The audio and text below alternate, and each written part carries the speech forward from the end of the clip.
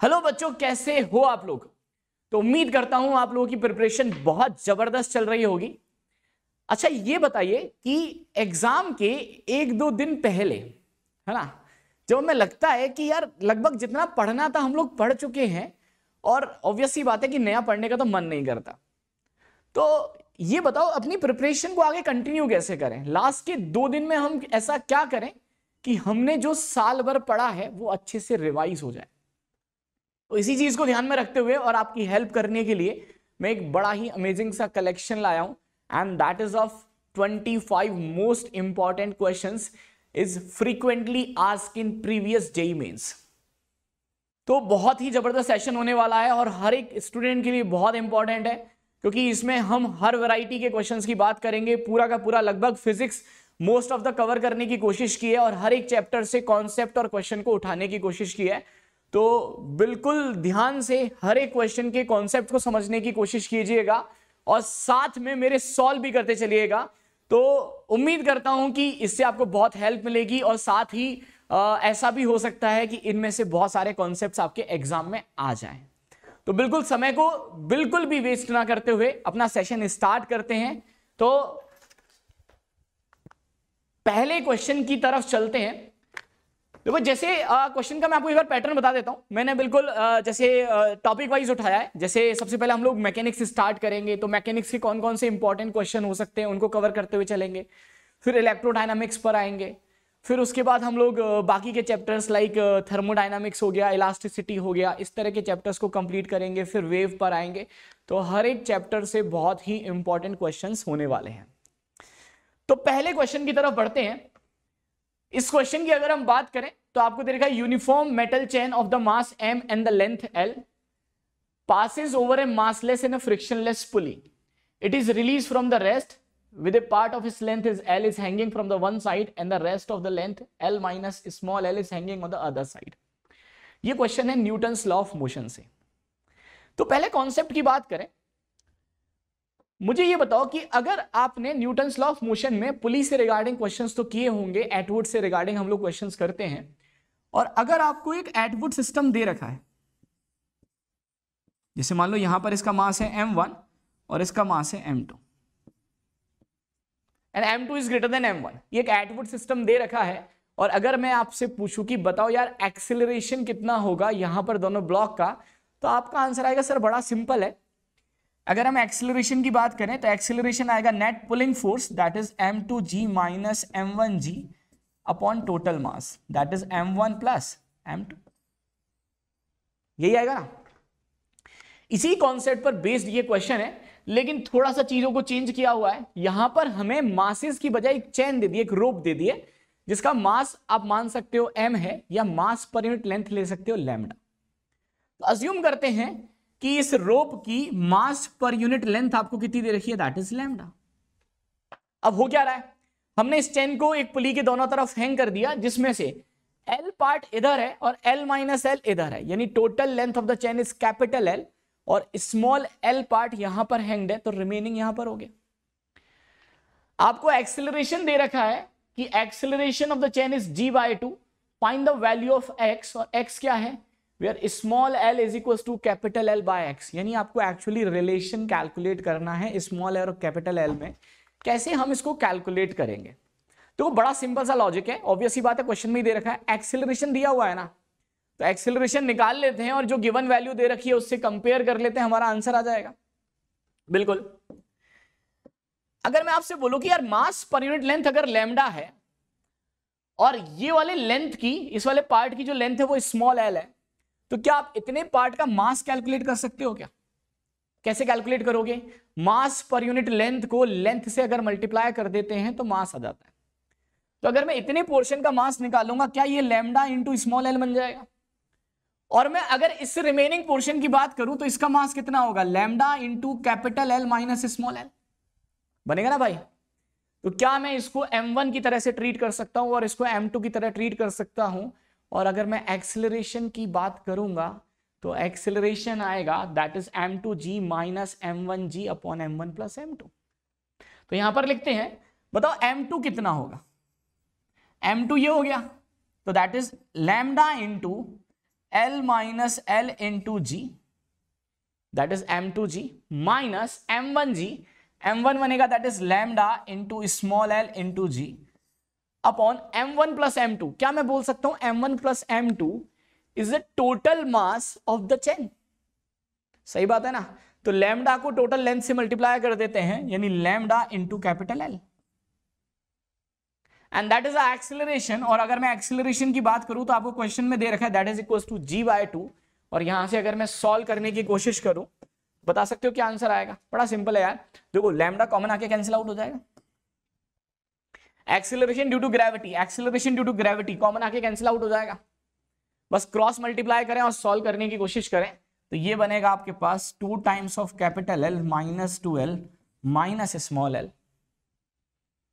ये बनेगा ना, into 2 is equals to that is capital L। तो यहां से अगर आप सॉल्व करोगे तो आपके पास बना capital L is equals to 4 time of small l, यानी small l is equals to capital L by 4। और अगर मैं क्वेश्चन से कंपेयर करने की कोशिश करूं तो small l is equals to दे रखा है कैपिटल L बाय x, यानी x की वैल्यू कितनी आ गई 4।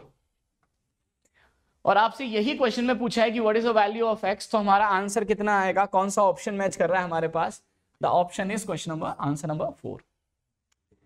सबको एकदम बात क्लियर हो रही है। तो पहले क्वेश्चन की अगर आप बात करें तो कॉन्सेप्ट पर आते हैं, क्वेश्चन बेस्ड है न्यूटन्स लॉ ऑफ मोशन पर, और कॉन्सेप्ट है एक्सीलरेशन पर। एक्सीलरेशन किसी भी एटवर्ड का होता है net pulling force that is M2 minus M1 into g upon total effective mass that is M1 plus M2। तो आइए चलते हैं नेक्स्ट क्वेश्चन की तरफ। अगला क्वेश्चन है, टॉपिक है सर्कुलर मोशन, और सर्कुलर मोशन में एक बहुत ही बेहतरीन सा कॉन्सेप्ट आता है कि अगर कोई कार जो है जो हॉरिजॉन्टल सरफेस पर चल रही है और अगर किसी कर्व पाथ पर घूम रही है तो कौन कौन से फोर्सेस होते हैं और कौन सा फोर्स इसको रिक्वायर्ड सेंट्रिपिटल एक्सीलरेशन प्रोवाइड करता है। तो क्वेश्चन में क्या दे रखा है, a curve is on a level road has a radius of 75 metre, यानी आपके पास एक्चुअली एक कर्व पाथ दे रखा है। अच्छा, लेवल रोड का मतलब क्या है, हॉरिजॉन्टल प्लेन सरफेस है, इसकी रेडियस आपको दे रखी है that is equal to 75 metre. अगला, the maximum speed of the car on the turning of this road is can be 30 metre per second without skidding. अब इसका लॉजिक क्या है ये बताओ, अगर ये एक कार है और ये v स्पीड से इस रोड पर घूम रही है विदाउट स्किड, विदाउट स्किड का मतलब है कि ये इस सर्कुलर पाथ को कंटिन्यू कर पा रही है। कौन कौन सी फोर्सेस इस पर लगेंगी, तो अगर आप कार का एफईडी बनाओगे तो ऑब्वियसली बात है नॉर्मल ऊपर लगेगा, mg नीचे लगेगा, और एक फोर्स आएगा फ्रिक्शन। अब ऑब्वियसली बात है अगर कोई पार्टिकल सर्कुलर पाथ पर घूम रहा है तो किसी ना किसी फोर्स को towards the centre of circular path लगना पड़ेगा। अच्छा, अगर यहां पर बात करें क्या नॉर्मल का कोई कंपोनेंट आ सकता है क्या सेंटर की तरफ, मुझे तो नहीं दिख रहा। mg का कोई कंपोनेंट आ सकता है, नहीं आ सकता। तो ऑब्वियसली बात है कि यहां पर फ्रिक्शन ही एक ऐसा फोर्स है जो सेंटर की तरफ आ सकता है, यानी इस केस में फ्रिक्शन इस कार को रिक्वायर्ड सेंट्रिपिटल एक्सीलरेशन प्रोवाइड करेगा उस सर्कुलर पाथ पर घूमने के लिए। तो क्या मैं ऐसे इक्वेशन लिख सकता हूं कि नॉर्मल तो बैलेंस करेगा mg को, और जो फ्रिक्शन है वो रिक्वायर्ड सेंट्रिपिटल एक्सीलरेशन प्रोवाइड करेगा, that is F equals to mv²/r। अब एक और चीज, तो फ्रिक्शन दो तरह का होता है, एक होता है स्टैटिक और एक होता है काइनेटिक। ये ध्यान रखना, काइनेटिक फ्रिक्शन कभी भी अपना नेचर चेंज नहीं करता, और उसका नेचर क्या होता है कि वो हमेशा रिलेटिव स्लिपिंग की डायरेक्शन के अपोजिट लगता है ना। लेकिन स्टैटिक फ्रिक्शन रिक्वायरमेंट के हिसाब से अपना नेचर चेंज कर लेता है, यानी ऑब्वियस सी बात है कि अगर सेंटर की तरफ अगर पार्टिकल इस सर्कुलर पाथ को कंटिन्यू कर पा रहा है और स्किड नहीं हो रहा, इसका मतलब नेचर ऑफ द फ्रिक्शन कौन सा होगा, स्टैटिक होगा, और जो स्टैटिक फ्रिक्शन है वही रिक्वायर्ड सेंट्रिपिटल एक्सीलरेशन प्रोवाइड करेगा। क्लियर है। अब मान लो कि मैं ना एक सर्कुलर पाथ पे कार चला रहा हूं और धीरे धीरे समय के साथ साथ मैं अपनी स्पीड को बढ़ाता चला गया। क्या मैं ऐसे बोल सकता हूं जैसे जैसे मैं स्पीड बढ़ाऊंगा mv²/r की वैल्यू बढ़ती चली जाएगी, रिक्वायर्ड सेंट्रिपिटल एक्सीलरेशन बढ़ता चला जाएगा। तो ऑब्वियसली बात है सेम पाथ को कंटिन्यू करने के लिए मुझे ज्यादा फ्रिक्शन की रिक्वायरमेंट होगी, तो फ्रिक्शन भी अपनी वैल्यू को बढ़ाता चला जाएगा। बढ़ते बढ़ते बढ़ते एक ऐसा इंस्टेंट आएगा कि फ्रिक्शन अपनी मैक्सिमम वैल्यू पर पहुंच चुका होगा, जिसको हम बोलेंगे लिमिटिंग फ्रिक्शन। तो जिस वक्त ये मैक्सिमम होगा उस वक्त स्पीड भी मैक्सिमम होगी। अब अगर मैं स्पीड को और ज्यादा बढ़ा दूंगा तो फ्रिक्शन मुझे रिक्वायर्ड सेंट्रिपिटल एक्सीलरेशन प्रोवाइड नहीं करेगा और मेरी कार स्किड हो जाएगी। तो क्या मैं ऐसे बोल सकता हूं कि फॉर मैक्सिमम सेफ स्पीड, और मैक्सिमम सेफ स्पीड जब V मैक्स होगा तो फ्रिक्शन भी मैक्सिमम होगा, और मैक्सिमम फ्रिक्शन का मतलब लिमिटिंग फ्रिक्शन, और लिमिटिंग फ्रिक्शन किसके बराबर होता है? That is mu into N के, that is M V max का स्क्वायर डिवाइडेड बाय आर। और n की वैल्यू आपको पता है, यहां पर n किसके बराबर हो जाएगा? That is equals to M G, तो mu M G is equals to M V max square by R. यहां से अगर आप सॉल्व करोगे तो मास से मास चला गया, यहां से V मैक्स आपके पास आएगा, that is V max is equals to root of mu r g. तो इसी कॉन्सेप्ट पर बेस्ड ये क्वेश्चन है। क्वेश्चन में आपसे ये बोला है कि पार्टिकल की मैक्सिमम स्पीड जो है that is 30 metre per second without the skidding if the radius of the road is 75। अब हमने क्या किया, रेडियस ऑफ द रोड को चेंज कर दिया and the coefficient of friction same रखा है, तो मैक्सिमम अलाउ स्पीड कितना होगा? तो मुझे बताओ, यहां से अगर मैं म्यू को सेम रखूं, ग्रेविटी तो सेम है ही, तो स्पीड किसके डायरेक्टली प्रोपोर्शनल है? क्या हम ऐसा बोल सकते हैं क्या कि स्पीड जो है वो directly proportional to root of r होगा? तो अगर मैं यहां पर रिलेशन निकालूं स्पीड में और रेडियस में, तो क्या बोल सकते हैं? v1 by v2 is equal to root of r1 by r2। बोल सकते हैं ना भाई? पहले v1 कितना था? 30। v2 आपको कैलकुलेट करना है, तो that is equal to v2 is equal to root of r1। पहले रेडियस कितना था? 75। और अगर आप रेडियस देखोगे तो अभी आपने रेडियस कितना कर दिया? 48। तो यहां से अगर आप कैलकुलेट करोगे, बहुत ही सिंपल है यार, इसकी कैलकुलेशन कैसे? 3 से चला जाएगा, 3 से अगर आप इसको कट करोगे तो ये 25 टाइम्स आएगा, और 3 से इसको कट करोगे तो 16 बार चला जाएगा। रूट ऑफ 25/16 की अगर मैं बात करूं तो that is 5/4, that is equal to 30 divided by v2। यहां से सॉल्व करोगे तो v2 आएगा आपके पास, 5 से 30 चला गया 6 बार, तो 6 into 4 that is 24 metre per second. This is question number 2। तो कॉन्सेप्ट की बात करें, सर्कुलर मोशन का क्वेश्चन था, और maximum safe speed of a car that moving on a horizontal surface is equals to, इसका फॉर्मूला याद रखिएगा, बड़ा इंपॉर्टेंट है, that is equals to under root of mu r g, that is equals to under root of mu r g. Clear है? चलो आगे की तरफ चलते हैं नेक्स्ट क्वेश्चन पे, क्वेश्चन नंबर 3। अगेन कंस्ट्रेंट, बहुत इंपॉर्टेंट टॉपिक, और कंस्ट्रेंट में बच्चों को डाउट भी होता है। तो कंस्ट्रेंट का एक बड़ा जबरदस्त क्वेश्चन है कि यहां पर अगर आप देखोगे तो 4 ब्लॉक दिए हुए हैं, M1 M2 M3 M4। ये एक आइडियल पुली सिस्टम है। यहां पर आइडियल पुली है, धागा जो है वो मासलेस है। आपको कैलकुलेट करना है चारों ब्लॉक के एक्सेलरेशन में क्या रिलेशन होगा। M1 का एक्सेलरेशन A1 दिया हुआ है, M2 का A2 है, M3 का A3 है, M4 का A4 है। तो भैया बताओ चारों के एक्सेलरेशन में क्या रिलेशन होगा? तो बाय द कंस्ट्रेंट मोशन हम बहुत आसानी से कैलकुलेट कर सकते हैं। कैसे कैलकुलेट करेंगे? कंस्ट्रेंट मोशन होता क्या है? अगर मैं किसी पुली ब्लॉक सिस्टम की बात कर रहा हूं तो फॉर कंप्लीट सिस्टम हम लिख सकते हैं summation of T dot a is always equal to 0। This is for complete system. Clear है? इसको हम वर्चुअल वर्क मेथड भी बोलते हैं। तो अगर मैं पूरे को सिस्टम लूं तो मैं बोल सकता हूं पूरे सिस्टम के लिए summation of T dot a equal to 0 होगा, where T is tension, a is acceleration of the block. तो अगर मैं यहां पर देखूं तो सबसे पहले आपको यहां पर टेंशन को अज्यूम करना पड़ेगा। फॉर एग्जाम्पल मान लेते हैं यहां पर टेंशन है T1 T, तो यहां T है तो यहां पर भी T होगा। ऐसा क्यों? क्योंकि एक ही धागा चल रहा है, T और T, यहां पर टेंशन 2T, यहां टेंशन 2T है, ये एक ही धागा चल रहा है तो यहां पर भी टेंशन 2T होगा, और यहां 2T और 2T यहां पर हो जाएगा 4T, तो यहां पर भी टेंशन होगा 4T। क्लियर है? अब आते हैं एक्सेलरेशन पर कि एक्सेलरेशन हम कैसे निकालेंगे। तो मान लेते हैं कि साहब यहां पर इसकी अगर हम बात करें तो इसका एक्सेलरेशन मैंने मान लिया सपोज ऊपर की तरफ है, दैट इज a1। अगर मैं इसकी बात करूं तो मान लेते हैं इसका एक्सेलरेशन हो गया दैट इज a2, इसका एक्सेलरेशन मान लेते हैं दैट इज a3 और इसका एक्सेलरेशन मान लेते हैं a4। ये कुछ मैंने ऐसे अज्यूम कर लिया, राइट, डायरेक्शन मैंने अज्यूम कर ली। अब अगर मैं यहां पर, क्योंकि देखो डायरेक्शन दे नहीं रखी है तो मुझे डायरेक्शन अज्यूम करके ही सॉल्व करना पड़ेगा, तो हो सकता है थोड़ा सा प्लस माइनस इधर आए, इसका मतलब हमारी डायरेक्शन हमने उल्टी ले ली है, बट उसके अकॉर्डिंग हम चेक कर सकते हैं, बड़ा सिंपल है। तो मैं समेशन ऑफ टी डॉट ए लगा रहा हूं। सबसे पहले यहां पर आते हैं, ये बताओ इसका टेंशन भी ऊपर है, एक्सेलरेशन भी ऊपर है, और जब टी डॉट ए अप्लाई करोगे तो ये होता है T A cos theta, theta is the angle between tension and acceleration. तो यहां टेंशन भी ऊपर, एक्सेलरेशन भी ऊपर, एंगल कितना 0 एंड कॉस 0 इज 1।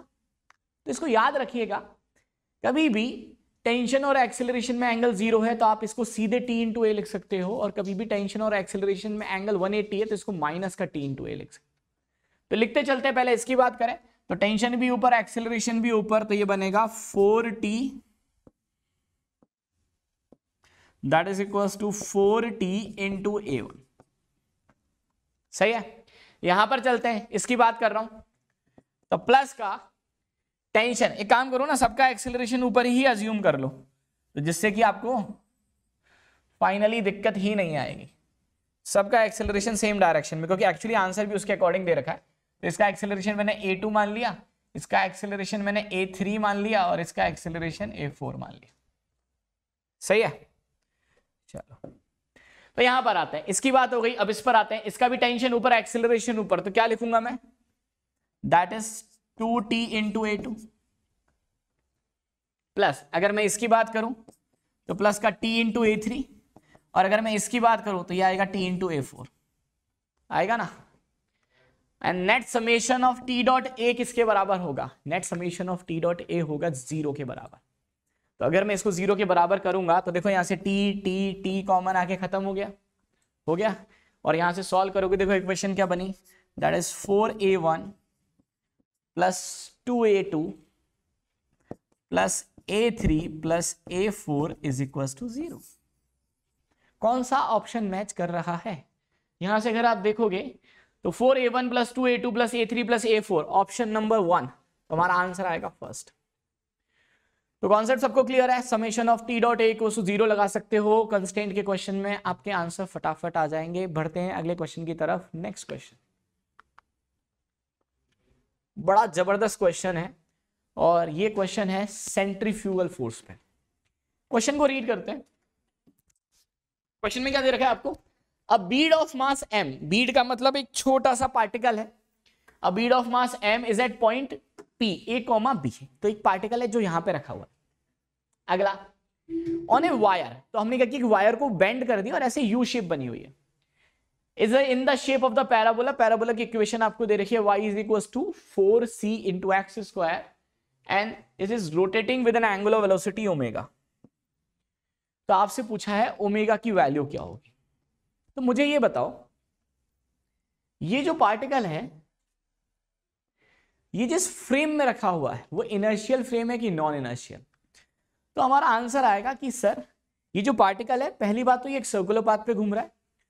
कौन से सर्कुलर पाथ पे, इस वाले सर्कुलर पाथ पे, ऐसे। क्लियर है ना। मान लेते हैं ये लेंथ हो गई, ये हो गया x मान लेते हैं इसको, ठीक है। तो ये एक सर्कुलर पाथ पे घूम रहा है। दूसरा कैसा फ्रेम है, तो इस पार्टिकल के लिए ये जो वायर का फ्रेम है वो एक नॉन इनर्शियल फ्रेम है, क्योंकि अगर वायर रोटेट कर रहा है कांस्टेंट एंगुलर वेलोसिटी ओमेगा से, तो वायर के पास एक एक्सेलरेशन होगा, सेंट्रीपिटल एक्सेलरेशन। तो अगर मैं वायर के फ्रेम में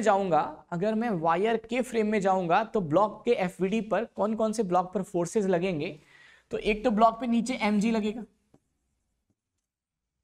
एक सेंट्रीफ्यूगल फोर्स लगेगा। सेंट्रीफ्यूगल फोर्स कहां लगता है बताओ यार, सेंटर से अवे। पार्टिकल जिस सर्कुलर पाथ पर घूम रहा है उसके सेंटर से अवे कितना लगेगा, m omega square r, r की जगह आ जाएगा x आ जाएगा। और अगर मैं वायर के फ्रेम पर चला गया तो मुझे ये ब्लॉक यहां पे रखा हुआ दिखाई देगा, और अगर ये रखा हुआ दिखाई दे रहा है तो मैं बोल सकता हूं अगर ये स्लिप नहीं हो रहा है तो इस डायरेक्शन में नेट फोर्स 0 होगा। तो एक काम करें, यहां पर हम एक टेंजेंट ड्रॉ करते हैं। ये मैंने एक टेंजेंट ड्रॉ किया और ये एंगल लिया थीटा। क्लियर है? अगर ये थीटा है तो ये वाला एंगल भी थीटा होगा। और m ओमेगा स्क्वायर x का इस डायरेक्शन में कंपोनेंट कितना होगा? क्या इसको m omega square x cos theta लिख सकता हूं? और अगर मैं mg का इस डायरेक्शन में कंपोनेंट करूंगा तो ये बनेगा mg sin थीटा। सही है ना? तो बड़ा सिंपल है। सबसे पहले हमने क्या किया कि हमारा जो पार्टिकल है, जो बीड है, वो रखा हुआ है और रोटेटिंग फ्रेम पर, तो हम पहले फ्रेम में गए और हमने इसका एफवीडी बनाया। कौन कौन से फोर्सेस लगे? एक mg लगा वर्टिकली डाउनवर्ड, एक सेंट्रीफ्यूगल फोर्स लगा सेंटर से अवे, और हमने बोला कि अगर हम रोटेटिंग फ्रेम पर जाएंगे, इस वायर के फ्रेम पे जाएंगे, तो मुझे बीड रखा हुआ दिखाई देगा, उस पर लगने वाला नेट फोर्स 0 होगा। और अगर इस डायरेक्शन में नेट फोर्स 0 है तो क्या करें? बोलो यार, क्या करें? mg sin थीटा किसको बैलेंस करेगा? mg sin थीटा बैलेंस करेगा m omega square x cos theta को। बैलेंस करेगा ना? mg sin थीटा बैलेंस करेगा m omega square cos theta को, और इसके ये वाले कंपोनेंट किसको बैलेंस कर लेंगे? नॉर्मल को। ठीक है ना? तो उसको दिखाने की जरूरत नहीं है। यहां से अगर मैं इसको सॉल्व करूं, ये कैंसिल आउट हो गया, यहां से आपके पास आया g tan theta is equals to omega square x। अब मेरा टारगेट है tan थीटा निकालना, और tan थीटा कैसे निकालोगे? क्या मैं बोल सकता हूं कि ये जो एंगल है that is theta, tan theta इस पॉइंट पर, tan थीटा ये जो है, tan थीटा इस पॉइंट पर कर्व की स्लोप होगा, टेंजेंट के बराबर होगा। तो क्या मैं ऐसे लिख सकता हूं tan theta is equals to dy by dx? लिख सकते हैं ना? tan theta is equals to dy by dx। और अगर मैं dy बाई dx निकालने की कोशिश करूंगा तो इसको डिफरेंशिएट करो यार, कितना आएगा? तो दैट इज इक्वल्स टू, क्या ये बनेगा 4c इंटू एक्स स्क्वायर का डिफरेंशिएशन 2x। तो tan थीटा आ गया आपके पास, that is 4c into 2x। इसको यहां पे पुट कर देते हैं, तो that is g into 4c into 2x is equals to omega square x। x से x उड़ गया, और अगर आप देखोगे तो आपका आंसर आ गया। हमें कैलकुलेट करना था ओमेगा कितना होगा, और ओमेगा आ गया हमारे पास, that is equals to root of 8c into g।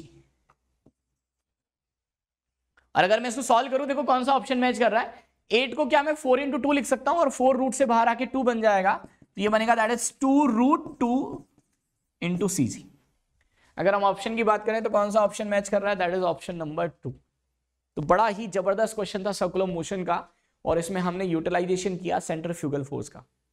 चलो भाई, तो चले नेक्स्ट क्वेश्चन की तरफ। अगला क्वेश्चन, नेक्स्ट क्वेश्चन रिलेटेड है वर्क पावर एनर्जी से रिलेटेड। और आप देखोगे जेईई मेंस में प्रीवियसली पावर के रिगार्डिंग बहुत सारे क्वेश्चंस पूछे जाते हैं, और बच्चों को मेनली पावर कैलकुलेशन में दिक्कत भी आती है।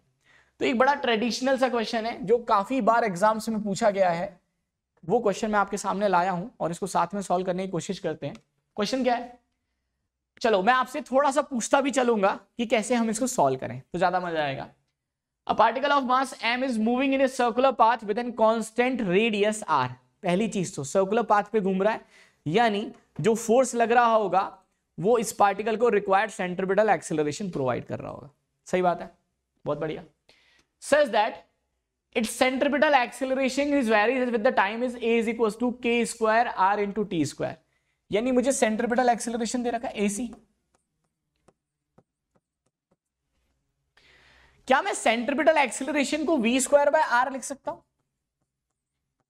लिख सकते हैं। और सेंट्रीपिटल एक्सेलरेशन को अगर मैं v स्क्वायर बाय r लिखूंगा, क्या यहां से आप v कैलकुलेट कर सकते हो? v इज इक्वल टू कितना आएगा? v is equal to k r t आ जाएगा। अगली line, where k is a constant, the power delivered by the particle to the particle by the force acting is on given by. Power calculate करना है। ये मतलब power का formula क्या होता है? क्या मैं पावर को F vector dot v vector बोल सकता हूं? बोल सकते हैं ना, पावर को F vector dot v vector बोल सकते हैं। और अगर मैं कैलकुलेट करूंगा तो अगर मेरे पास स्पीड आ गई v is equals to k r T, अगर मेरे पास स्पीड आ गई तो क्या मैं टेंजेंशियल एक्सेलरेशन निकाल सकता हूं क्या? at, क्योंकि at इज इक्वल्स टू क्या होता है? dv by dt, that is k into R. आ गया। और मेरे पास अगर टेंजेंशियल एक्सेलरेशन आ गया तो क्या मेरे पास टेंजेंशियल फोर्स आ गया? m into at, net force equals to mass into acceleration, तो ये बनेगा m into k into r. तो देखो हमारा आंसर आ चुका है। अगर मुझे पावर कैलकुलेट करना है तो पावर होगा एफ डॉट वी, क्योंकि पार्टिकल सर्कुलर पाथ पे जा रहा है तो वेलोसिटी टेंजेंशियल होगा। और ये कौन सा फोर्स है? Tangential force. तो टेंजेंशियल फोर्स और टेंजेंशियल वेलोसिटी भी टेंजेंशियल है और फोर्स भी टेंजेंशियल है। एंगल कितना हो गया? 0, एंड cos 0 इज 1। तो क्या मैं एफ डॉट वी को एफ इंटू वी लिख सकता हूं? और अगर मैं एफ की बात करूं तो टेंजेंशियल फोर्स हमारे पास आ चुका है, that is m into a t. ये किसके बराबर होगा? एम इंटू के आर के बराबर। इंटू वेलोसिटी आप कैलकुलेट कर चुके हो, वेलोसिटी है के इंटू आर इंटू टी। सबको बात आ रही है समझ में? तो इसको अगर मैं सॉल्व करूं तो मेरे पास कितना आएगा? M into K square R square into T, and that is equals to power. और यहां से अगर आप देखोगे तो कौन सा ऑप्शन मैच कर रहा है? M into K square into R square into T. Answer आएगा ऑप्शन नंबर 3। क्लियर है यहां तक सबको? चलो अगले क्वेश्चन पे। नेक्स्ट क्वेश्चन है सेंटर ऑफ मास से कोलिजन। बड़ा इंपॉर्टेंट टॉपिक है कोलिजन, और कोलिजन के बहुत सारे क्वेश्चंस हर साल हर पेपर में 1-2 क्वेश्चन तो फंस ही जाते हैं। तो कॉन्सेप्ट आपको एकदम पता होना चाहिए कि कैसे हम इसको सॉल्व करेंगे। तो देखो भाई चलते हैं, फटाफट रीड करो क्वेश्चन को। क्वेश्चन क्या है? A ball with a speed of 9 metre per second collide with another identical ball at rest. तो क्या दे रखा है? एक बॉल है, मान लो मास है m, इसकी वेलोसिटी आपको दे रखी है 9 मीटर पर सेकेंड। ये एक दूसरी बॉल से टकराती है जिस आइडेंटिकल है, मतलब मास सेम है, और रेस्ट पर है मतलब वेलोसिटी 0 है। अगला, after the collision the direction of each ball makes an angle of 30 degree with the original direction. मतलब क्या हो रहा है? अगर ये ओरिजिनल डायरेक्शन है तो टकराने के बाद दोनों बॉल ओरिजिनल डायरेक्शन से 30 डिग्री पर जाएंगी। तो ऑब्वियस ही बात है, एक बॉल जो है वो इस डायरेक्शन में जाएगी और जो दूसरी बॉल है वो ओरिजिनल से इस डायरेक्शन में जाएगी। ऐसा क्यों? ऐसा इसलिए क्योंकि जब भी हम कोलिजन की बात करते हैं और दोनों को, जितने भी कोलाइडिंग पार्टिकल हैं उनको अगर हम सिस्टम लेते हैं तो हम बोल सकते हैं कि पूरे सिस्टम पर लगने वाला नेट एक्सटर्नल फोर्स 0 है, तो लीनियर मोमेंटम सिस्टम का कंजर्व रहेगा। क्योंकि इनिशियली वाई डायरेक्शन में कोई मोमेंटम नहीं है सिस्टम के पास, तो ऑब्वियस ही बात है यार फाइनली भी वाई डायरेक्शन में कोई मोमेंटम नहीं होगा। और फाइनली वाई डायरेक्शन में मोमेंटम 0 होने के लिए, फाइनली वाई डायरेक्शन में मोमेंटम 0 होने के लिए जितना मोमेंटम इसको ऊपर मिलेगा उतना ही इसको नीचे मिलेगा। इसका मतलब एक पार्टिकल इस डायरेक्शन से ऊपर की साइड जा रहा होगा और एक पार्टिकल यहां से नीचे की तरफ मूव कर रहा होगा। एंड एंगल अगर सेम है तो ये हो गया थीटा, ये भी हो गया थीटा। सही बात है। मान लेते हैं ये वेलोसिटी है v1 और ये है v2। तो आपसे पूछा है the ratio of the velocity of ball after the collision कितना होगा, और ये एंगल आपको दे रखा है 30 डिग्री। सही बात है। कैसे कैलकुलेट करें? बहुत सिंपल है, बाय लीनियर मोमेंटम कंजर्वेशन। अगर मैं पूरे को सिस्टम लूंगा तो इनके बीच में लगने वाले सारे फोर्स इंटरनल हो जाएंगे, तो पूरे सिस्टम का लीनियर मोमेंटम हर डायरेक्शन में कंजर्व रहेगा। तो एक्स डायरेक्शन में भी कंजर्व करा सकता हूं, वाई में भी करा सकता हूं। तो पहले कराते हैं वाई में। मुझे बताओ इनिशियली वाई डायरेक्शन में मोमेंटम कितना है? In Y direction initially Y direction में मोमेंटम 0 है। फाइनली कितना होगा? तो फाइनली इसका मोमेंटम होगा वाई डायरेक्शन में mv1 sin थीटा, ऊपर की डायरेक्शन प्लस ले देते हैं, और इसका होगा माइनस का mv2 sin थीटा, होगा ना? And that is equal to 0। और यहां से अगर आप देखोगे तो आपको फर्दर सॉल्व करने की जरूरत ही नहीं है, आपका आंसर आ चुका है। क्योंकि ये टर्म कैंसिल आउट हो गई, ये कैंसिल आउट हो गई, यहां से v1 इक्वल्स टू v2 आ गया and v1 upon v2 is equals to 1 आ गया। एंड आपसे यही बोला है the ratio of the velocity is x is to y, और आंसर कितना आया, रेशियो कितना आया 1:1, तो आंसर आएगा 1:1, तो x की वैल्यू कितनी हो जाएगी, दैट इज 1। सबको मेरी बात क्लियर है? तो बहुत ही सिंपल सा क्वेश्चन था। अगले क्वेश्चन पे चलते हैं। अगला क्वेश्चन अगेन कोलिजन से centre of mass.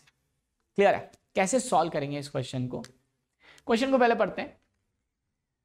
There are the 3 object A B C, आपको दिख रहे होंगे 3 ऑब्जेक्ट हमें क्वेश्चन में दिए हुए हैं on a frictionless horizontal surface, कहीं कोई फ्रिक्शन नहीं है। The masses A B C of the m 2m and 2m, initially A move कर रहा है बी की तरफ, तो इनिशियली अगर आप देखोगे ना तो ए बी की तरफ जा रहा है with a velocity of 9 metre per second. तो एक काम करता हूं, इसको यू मान लेता हूं। तो ए की इनिशियल वेलोसिटी बी के रेस्पेक्ट में, मतलब ए की इनिशियल वेलोसिटी है 9 मीटर पर सेकेंड। अब ए जो है वो इलास्टिक कोलिजन करता है बी से, यानी इन दोनों में जो कोलिजन हो रहा है कोफिशिएंट ऑफ रेस्टिट्यूशन ई की वैल्यू कितनी होगी 1।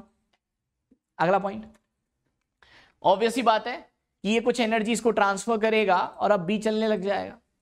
Now B makes an completely inelastic collision with C, और बी का सी से कोलिजन कैसा हो रहा है, कंप्लीटली इनइलास्टिक, यानी ई की वैल्यू कितनी है 0।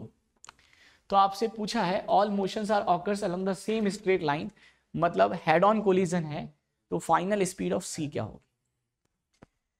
क्वेश्चन को सॉल्व करने से पहले एक बार कॉन्सेप्ट पर नजर डालते हैं। तो एक बिल्कुल सिंपल सा फंडा मैं आपको दे रहा हूं कि कभी भी कोलिजन का क्वेश्चन आ जाए, और कैसा भी कोलिजन हो, है ना, किसी भी तरह के, चाहे वो इलास्टिक हो, चाहे वो इनइलास्टिक हो, चाहे वो परफेक्टली इनइलास्टिक हो, लेकिन अगर हेड ऑन कोलिजन है तो उसके लिए हम एक फंडा अप्लाई कर सकते हैं।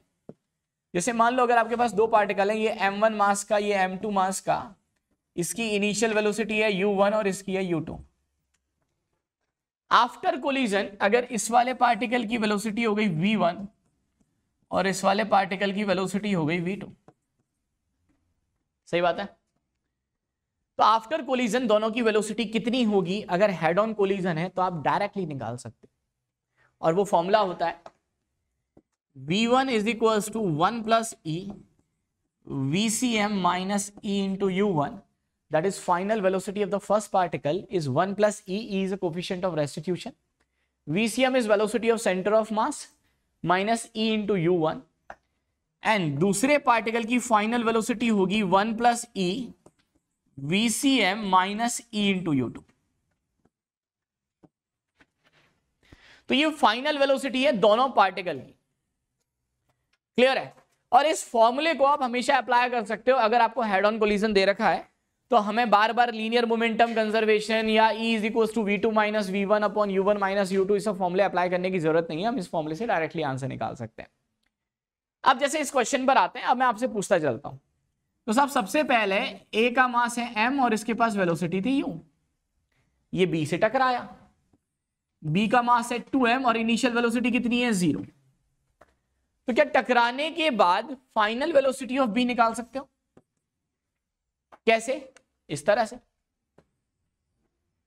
That is 1 plus E VCM minus E into u2। तो 1 प्लस ई, क्या मैं 1 प्लस ई को 2 लिख सकता हूं क्या? क्योंकि ई की वैल्यू 1 है, इलास्टिक कोलिजन है। VCM is velocity of centre of mass, और velocity of centre of mass कैसे निकालोगे? m1 u1 plus m2 u2 upon m1 plus m2। तो m1 u1 plus m2 u2 upon m1 plus m2 करोगे तो ये बनेगा u/3।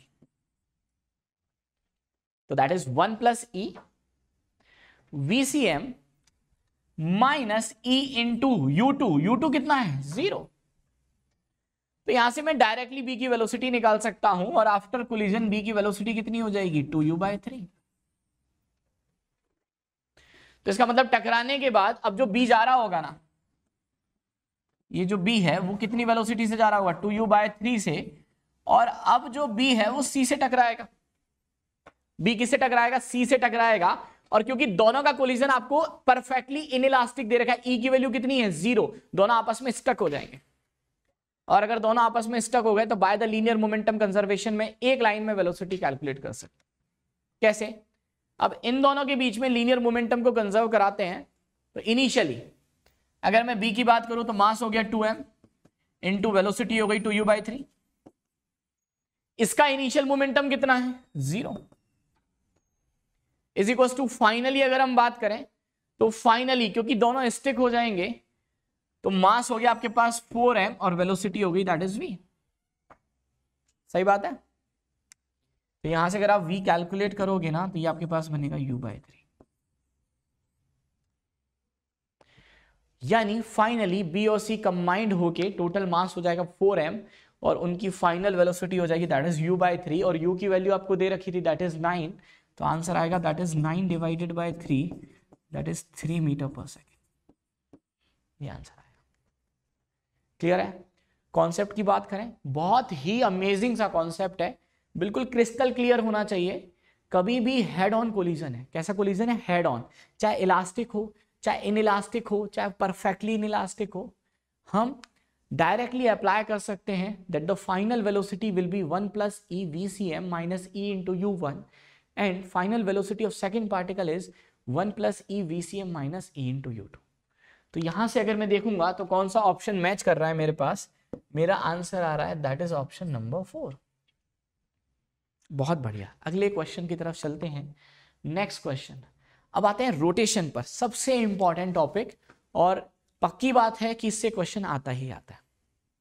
चलो question क्या है, क्वेश्चन आपको दे रखा है कि एक इंक्लाइन प्लेन है और यहां पर एक रिजिड बॉडी रखी हुई है। A solid disk of the radius a and the mass m rolls down without slipping on an inclined plane with an horizontal angle कितना बन रहा है that is theta। acceleration of the disk आपसे पूछा हुआ है। मुझे ये बताओ कि अगर आपको एक इंक्लाइन प्लेन दे रखा है जिसका एंगल ऑफ इंक्लिनेशन आपको दे रखा है थीटा और ये एक ऑब्जेक्ट है जिसका मोमेंट ऑफ इनर्शिया दे रखा है सेंटर के अबाउट ICM, इसकी रेडियस दे रखी है r और इसका मास है m। अगर ये इंक्लाइन प्लेन पर रोल कर रहा है तो इसका एक्सेलरेशन क्या होगा, ये फॉर्मूला याद होना चाहिए। लास्ट ईयर जे एडवांस में भी ये क्वेश्चन पूछा गया था। क्लियर है। तो एक्सेलरेशन आता है हमारे पास कि कोई भी ऑब्जेक्ट इंक्लाइन प्लेन पर अगर रोल करता है तो उसका एक्सेलरेशन होता है that is g sin theta upon 1 plus I by mr square। I is moment of inertia of that body about the center of mass, about the axis passing through center of mass। जैसे यहां पर दे रखा है solid disc और solid disc का ICM के about यानी centre of mass से पास होने वाली एक्सिस के about moment of inertia mr²/2 होता है। तो यहां पुट करें तो इसका एक्सेलरेशन कितना होगा g sin theta upon 1 plus I की वैल्यू हो जाएगी mr²/2 अपॉन mr²। ये बनेगा ना भाई। अगर मैं इसको सॉल्व करने की कोशिश करूं ये कैंसिल आउट हो जाएगा और आपके पास बनेगा 1 प्लस 1/2। क्या 1 प्लस 1/2 को 3/2 लिख सकते हैं? तो ये बनेगा 3/2, 2 ऊपर चला जाएगा, ये बनेगा 2g sin थीटा by 3 that is equal to 2g sin थीटा बाय 3 और एक्सेलरेशन आ गया है। एक्सेलरेशन को यहां से कंपेयर करोगे तो ये है 2/b into g sin theta. अगर मैं यहां से कंपेयर करूं तो ये टर्म कैंसिल आउट हो गई, b की वैल्यू आ गई 3। तो अगर हम आंसर की बात करें तो हमारा आंसर आएगा that is what is the value of b, b की वैल्यू आने वाली है दैट इज 3। सबको बात एकदम क्लियर है? बहुत बढ़िया। चलो जब यहां तक बात कर ही ली, एक छोटा सा क्वेश्चन आपसे और पूछ लेता हूं और बड़ा इंपॉर्टेंट है, हो सकता है आ जाए, है ना, कि अगर मान लो मैं यहां से अलग अलग तरह की बॉडीज को रिलीज करूंगा तो मुझे बताओ कि सबसे पहले सबसे कम टाइम में कौन सी बॉडी नीचे पहुंचेगी, वो कैसे निकालोगे? तो क्या मैं ऐसे बोल सकता हूं कि डिस्टेंस मान लेते हैं ये डिस्टेंस L है और ऊपर से नीचे आने में टाइम t लग रहा है, तो s equals to ut plus half A T square, तो s is equals to ut हो गया 0 half acceleration a into T square. तो क्या ऐसे बोल सकते हैं कि जो टाइम होगा t is equals to that is under root of 12 by, तो जिसका एक्सेलरेशन ज्यादा होगा उसको सबसे मिनिमम टाइम लगेगा नीचे पहुंचने में, ऑब्वियस सी बात। और एक्सेलरेशन किसका ज्यादा होगा, इधर देखो, जिसका आई की वैल्यू कम होगी, जिसकी आई की वैल्यू कम होगी उसके लिए ये पूरी टर्म कम हो जाएगी सॉरी, जिसका मोमेंट ऑफ इनर्शिया कम होगा उसके लिए डिनोमिनेटर कम हो जाएगा, और ये वैल्यू कम हो गई तो एक्सेलरेशन बढ़ जाएगा। तो मैं बोल सकता हूं जिसका मोमेंट ऑफ इनर्शिया मिनिमम रहेगा, जिसका मोमेंट ऑफ इनर्शिया मिनिमम रहेगा उसका एक्सेलरेशन जो रहेगा वो मैक्सिमम रहेगा, और उसका अगर एक्सेलरेशन मैक्सिमम रहेगा तो उसका टाइम मिनिमम लगेगा। क्लियर है? तो सबसे ज्यादा टाइम किसको लगेगा, सबसे ज्यादा टाइम लगेगा जिसका एक्सेलरेशन सबसे ज्यादा है, और एक्सेलरेशन सबसे ज्यादा होगा जिसका मोमेंट ऑफ इनर्शिया मिनिमम होगा। सबको बात एकदम क्लियर है? तो इस तरह से हम कैलकुलेट कर सकते हैं अलग अलग ऑब्जेक्ट में कि किसको टाइम ज्यादा लगेगा और किसको टाइम कम लगेगा। अगले पॉइंट पर आते हैं, नेक्स्ट क्वेश्चन। अगेन रोटेशन से क्वेश्चन है। क्वेश्चन क्या है, बात को ध्यान से सुनना। The two bodies, a ring and the solid cylinder of the same material, ring का मोमेंट ऑफ इनर्शिया सेंटर के अबाउट mr स्क्वायर, और सॉलिड सिलेंडर का वही होता है जो डिस्क का होता है mr square by 2, are rolls down without the slipping on an inclined plane. The radius of the body is same. The ratio of the velocity of center of mass at the bottom of inclined plane to the ring to the cylinder is root of x by 2. तो question है, जैसे मान लो कि मेरे पास ये एक incline plane दे रखा है, ठीक है, जिसका एंगल ऑफ इंक्लिनेशन आपको दे रखा है दैट इज थीटा। क्लियर है? अब यहां से एक बॉडी जो है वो रोल डाउन हो रही है, मान लो मास है, ऐसे धीरे धीरे नीचे आ रही है, और जब नीचे पहुंचेगी ऑब्वियसली बात है रोल करते करते, तो इसके सेंटर के पास दो वेलोसिटी होंगी, एक तो VCM भी होगा और ओमेगा भी होगा। क्लियर है? तो आपसे पूछा है कि जब ये यहां से यहां तक रोल डाउन करते करते पहुंचेगी तो जो सेंटर की वेलोसिटी है उसका रेशियो कितना होगा रिंग के लिए और सॉलिड डिस्क के लिए। तो एक काम करें, मान लेते हैं ये हाइट है h, और यहां से यहां तक वर्क एनर्जी थ्योरम लगाते हैं। मुझे बताओ किस किस का वर्क आएगा, कौन कौन सी फोर्सेस लगेंगे। नॉर्मल लगेगा, mg लगेगा, फ्रिक्शन लगेगा, लगेगा ना। तो वर्क डन बाय नॉर्मल आएगा, वर्क डन बाय फ्रिक्शन आएगा, वर्क डन बाय mg आएगा, that is equal to change in kinetic energy. अगर मैं बात करूं नॉर्मल के वर्क की तो ऑब्वियस सी बात है नॉर्मल का वर्क होने वाला है 0, क्योंकि नॉर्मल ऐसे लगेगा और डिस्प्लेसमेंट ऐसे हो रहा है।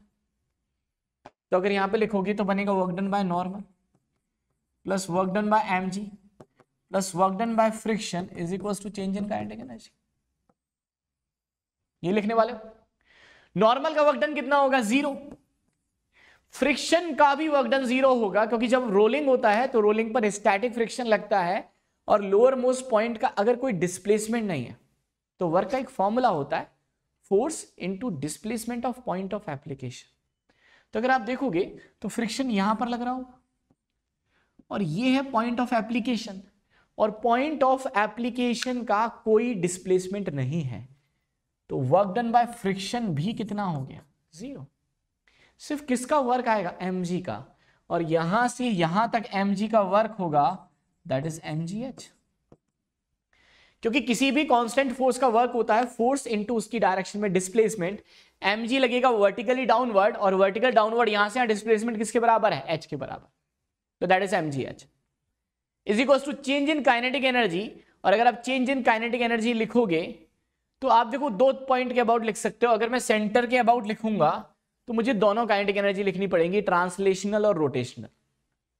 लेकिन अगर पता है मैं इस लोअर मोस्ट पॉइंट के अबाउट लिखूं ना, तो इसको हम बोलते हैं ICR, इसको बोलते हैं ICR, और इस पॉइंट के अबाउट, क्योंकि इसका कोई ट्रांसलेशनल मोशन नहीं है, तो इस पॉइंट के अबाउट बॉडी सिर्फ प्योर रोटेशनल मोशन करती है, तो काइनेटिक एनर्जी हो जाएगी सीधे हाफ I ओमेगा इसको, तो that is equals to half I about the ICR into omega square. तो अगर मैं दोनों को कंपेयर करूं, जैसे है ना, पहले लेते हैं हम किसके लिए, रिंग के लिए, तो ये बनेगा आपके पास mgh is equals to half. Ring के लिए इस पॉइंट के अबाउट मोमेंट ऑफ इनर्शिया कितना होगा, रिंग के लिए सेंटर के अबाउट होता है mr स्क्वायर, और इसके अबाउट कितना हो जाएगा by the parallel axis theorem, that is mr² plus mr², that is 2mr²। और क्या मैं ओमेगा स्क्वायर को v²/r² लिख सकता हूं, क्योंकि रोल कर रहा है तो v equals to r omega. यहां से सॉल्व करोगे ना, देखो ये उड़ गया, ये उड़ गया, ये आपके पास आया, that is mgh is equals to m into V of the ring का होल स्क्वायर। ये बना रिंग के लिए। अब मैं आपसे सॉलिड सिलेंडर के लिए अगर आपसे पूछूं या डिस्क के लिए अगर मैं पूछूं तो बात बराबर है। कितना होगा यहां से यहां, अगेन अब सॉलिड सिलेंडर के लिए लिखते हैं तो mg का वर्क तो mgh ही होगा, नॉर्मल का 0 होगा, फ्रिक्शन का 0 होगा। अब बचा क्या, that is equal to change in kinetic energy, और इस पॉइंट के अबाउट लिखोगे तो सिर्फ रोटेशनल काइनेटिक एनर्जी आएगी। कितनी आएगी, that is equal to half आई।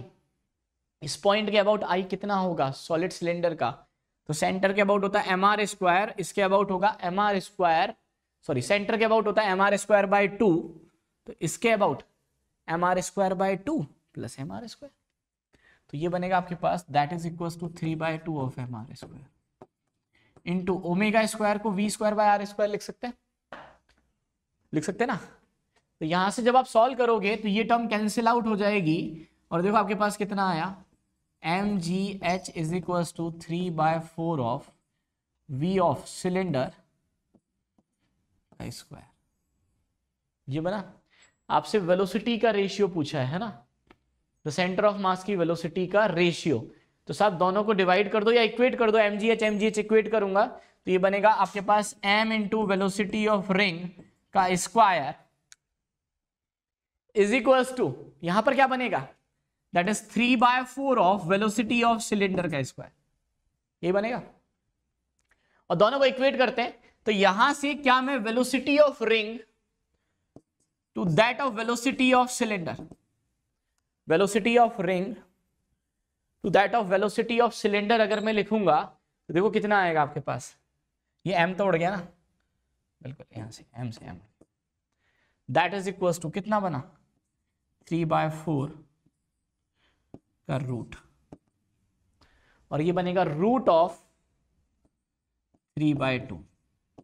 और अगर मैं इसको कंपेयर करूंगा तो कंपेयर आएगा that is equal to root of x/2, यानी x की वैल्यू कितनी हो जाएगी, x आएगा 3 के बराबर।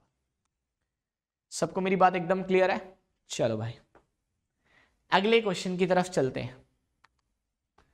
अगेन रोटेशन का क्वेश्चन है और बेस्ड है एंगुलर मोमेंटम कंजर्वेशन पे।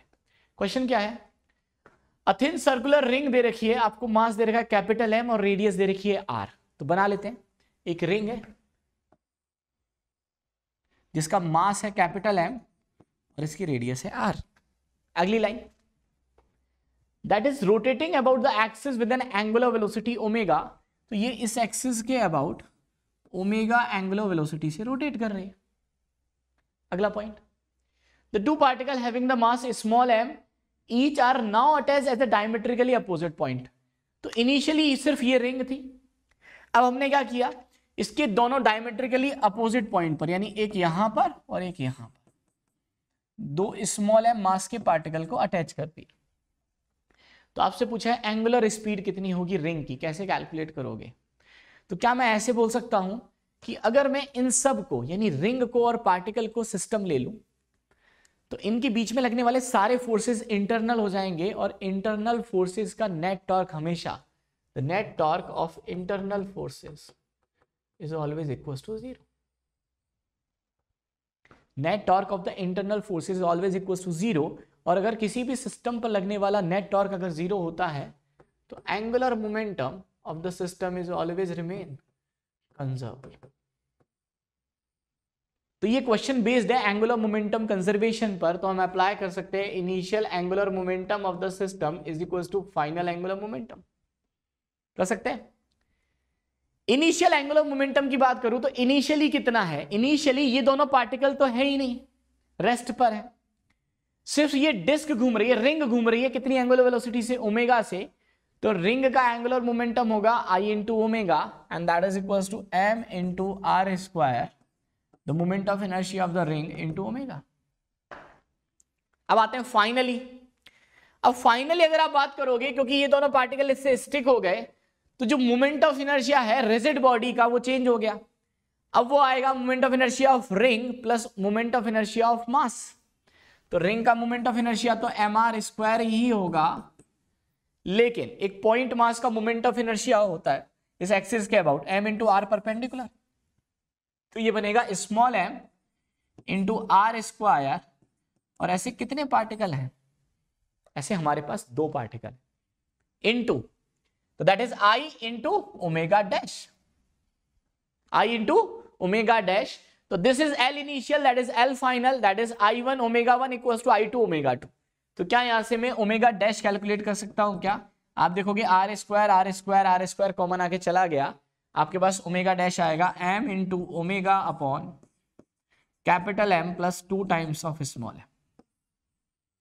और यहां से अगर आप ऑप्शन चेक करोगे तो कौन सा ऑप्शन मैच कर रहा है? एक ही ऑप्शन है, and that is option number 3। बहुत ही सिंपल कॉन्सेप्ट है। तो कॉन्सेप्ट हमने क्या सीखा कि अगर पूरे सिस्टम पर ऐसे क्वेश्चन देखो आप, है ना, क्वेश्चन को समझने की कोशिश करो कि कभी भी आपको ऐसा क्वेश्चन दे रखा है जिसमें इनिशियल ओमेगा दे रखा है, फाइनली पूछा है, और इस तरह के कोई रिजिड बॉडी का क्वेश्चन है, तो हमारे दिमाग में आना चाहिए कि बाय एंगुलर मोमेंटम कंजर्वेशन में ऐसे क्वेश्चंस को कर सकता हूं। तो हमने बोला कि पूरे सिस्टम पर नेट एक्सटर्नल टॉर्क 0 था, और इंटरनल टॉर्क का, नेट इंटरनल टॉर्क का कोई net torque due to the internal forces कितना होता है? 0 होता है। तो सिस्टम का एंगुलर मोमेंटम कंजर्व रहेगा। ओके, चलते हैं नेक्स्ट क्वेश्चन की तरफ। तो नेक्स्ट क्वेश्चन है हमारे पास अगेन रोटेशन से, और ये क्वेश्चन है बेस्ड ऑन इसेंट्रिक कोलिजन पे। तो पहले क्वेश्चन को सॉल्व करने से पहले थोड़ा सा ये समझते हैं इसेंट्रिक कोलिजन क्या होता है। क्लियर है? एक्चुअली 2 तरह के हम इसेंट्रिक कोलिजन पढ़ते हैं। एक होता है eccentric collision about an fix axis, और एक होता है eccentric collision about an free axis. तो ये क्वेश्चन बेस्ड है eccentric collision about an free axis पर। क्वेश्चन है क्या, पहले वो समझाता हूं, और फिर इसके बिहाइंड द कॉन्सेप्ट की बात करेंगे। जैसे यहां पर आपको एक रॉड दी हुई है, क्वेश्चन में बोलता चल रहा हूं, एक रॉड है जिसका मास है कैपिटल है, और ये एक हॉरिजॉन्टल सरफेस पे रखी हुई है ना। A rod of mass capital M and the length L is lying on a horizontal frictionless surface. एक पार्टिकल है जिसका मास है small m, is traveling along the surface चल रहा है parallel to the horizontal surface, hit the one end of the rod with a velocity u in a direction perpendicular to the rod। मतलब ये rod है जिसकी length आपको दे रखी है L, और एक पार्टिकल है जो यहां से आ रहा है, इनिशियल वेलोसिटी u, और ये रॉड को परपेंडिकुलर हिट करता है। मतलब कितने डिग्री पर? 90 डिग्री पर। अब ऑब्वियसली बात है, जब ये पार्टिकल रॉड से टकराएगा, हिट करेगा, तो रॉड के पास वेलोसिटी आएगी, मोमेंटम आएगा। तो टकराने के बाद एक्चुअली रॉड के पास 2 वेलोसिटी आएंगी। एक तो रॉड की सेंटर के पास आएगा VCM, क्योंकि रॉड पे फोर्स लगेगा, और क्योंकि ये टकरा रहा है तो ये रॉड पे टॉर्क भी लगाएगा, जिसकी वजह से रॉड हमारे कैसे घूमेगी? अगर ये रॉड है और इधर फोर्स लगाया तो ऐसे रोटेट करेगी। कितनी एंगुलर वेलोसिटी से? ओमेगा से। सही बात है। दूसरा, इसने एक चीज बोली हुई है, the collision is completely elastic, मतलब E की वैल्यू 1 है, and particle come to the rest after the collision. तो जो पार्टिकल है वो तो रेस्ट पर आ गया, तो स्मॉल m की वेलोसिटी तो हो गई 0। क्लियर है? आपसे पूछा है what is the ratio of mass, कैसे सॉल्व करें? जे एडवांस में भी इस प्रोफाइल का क्वेश्चन आया हुआ है, और जेईई मेंस में भी आया हुआ है। एक्चुअली ये क्वेश्चन जेईई मेंस का ही है। कैसे हम सॉल्व करेंगे? तो कभी भी eccentric collision about an free axis का क्वेश्चन, फ्री एक्सिस का मतलब ये जो रॉड है वो फ्रीली रखी हुई है, हमने कहीं पर कोई हिंज नहीं किया। तो कभी भी eccentric collision about an free axis, about an free axis का क्वेश्चन हो, तो हम 3 इक्वेशन से काम करते हैं। पहली इक्वेशन होती है, क्योंकि अगर मैं यहां पर ब्लॉक को और इस रॉड को सिस्टम ले लूंगा, तो इनके बीच में जो फोर्स लग रहा होगा वो इंटरनल हो जाएगा, और पूरे सिस्टम पर अगर कोई एक्सटर्नल फोर्स नहीं लगता तो लीनियर मोमेंटम सिस्टम का कंजर्व रहता है। तो पहली इक्वेशन है लीनियर मोमेंटम कंजर्वेशन की। तो क्या मैं बोलूंगा? P initial is equals to P final. Clear है? P इनिशियल बताओ, इनिशियल मोमेंटम कितना होगा? तो इनिशियल मोमेंटम होगा पार्टिकल का m इंटू यू, और रॉड का होगा 0। फाइनल मोमेंटम फाइनली कितना होगा? तो फाइनली अगर आप देखोगे पार्टिकल का मोमेंटम 0 है, लेकिन रॉड का मोमेंटम होगा। और किसी भी रिजिड बॉडी का मोमेंटम हम कैसे लिखते हैं, तो किसी भी रिजिड बॉडी का लीनियर मोमेंटम होता है मास of the rigid body into velocity of centre of mass. This is equation number 1। दूसरी इक्वेशन, क्योंकि पूरे सिस्टम को, अगर आप पूरे को सिस्टम मानोगे तो सारे फोर्सेस इंटरनल हो जाएंगी, पूरे सिस्टम पर कोई एक्सटर्नल फोर्स नहीं है, तो कोई एक्सटर्नल टॉर्क नहीं होगा। और अगर किसी भी सिस्टम पर लगने वाला एक्सटर्नल टॉर्क 0 है तो एंगुलर मोमेंटम सिस्टम का कंजर्व रहेगा L initial is equal to L final about any point. आपकी चॉइस है, आप किसी भी पॉइंट के अबाउट एंगुलर मोमेंटम कंजर्व करा सकते हो। बेहतर कौन सा रहेगा? जनरली हम 2 पॉइंट यूज करते हैं, या तो सेंटर ऑफ मास या पॉइंट ऑफ कोलिजन। तो यहां पे मैं सेंटर ऑफ मास ले लेता हूं, और अगर मैं सेंटर ऑफ मास के अबाउट एंगुलर मोमेंटम कंजर्व कराऊंगा तो इनिशियली इस पार्टिकल का कितना आएगा? सेंटर के अबाउट पार्टिकल का इनिशियल एंगुलर मोमेंटम आएगा mv इंटू आर परपेंडिकुलर। तो mv इंटू आर परपेंडिकुलर, क्या मैं सेंटर के अबाउट आर परपेंडिकुलर को L/2 बोल सकता हूं? तो ये बनेगा m into you into L/2। Initial angular momentum rod का तो 0 ही आना है, क्योंकि रॉड रेस्ट पर है। और फाइनल अगर आप लिखोगे तो फाइनली पार्टिकल का 0 आएगा, क्योंकि पार्टिकल रेस्ट पर आ चुका है, क्वेश्चन में दे रखा है। तो फाइनल एंगुलर मोमेंटम सिर्फ रॉड का आएगा।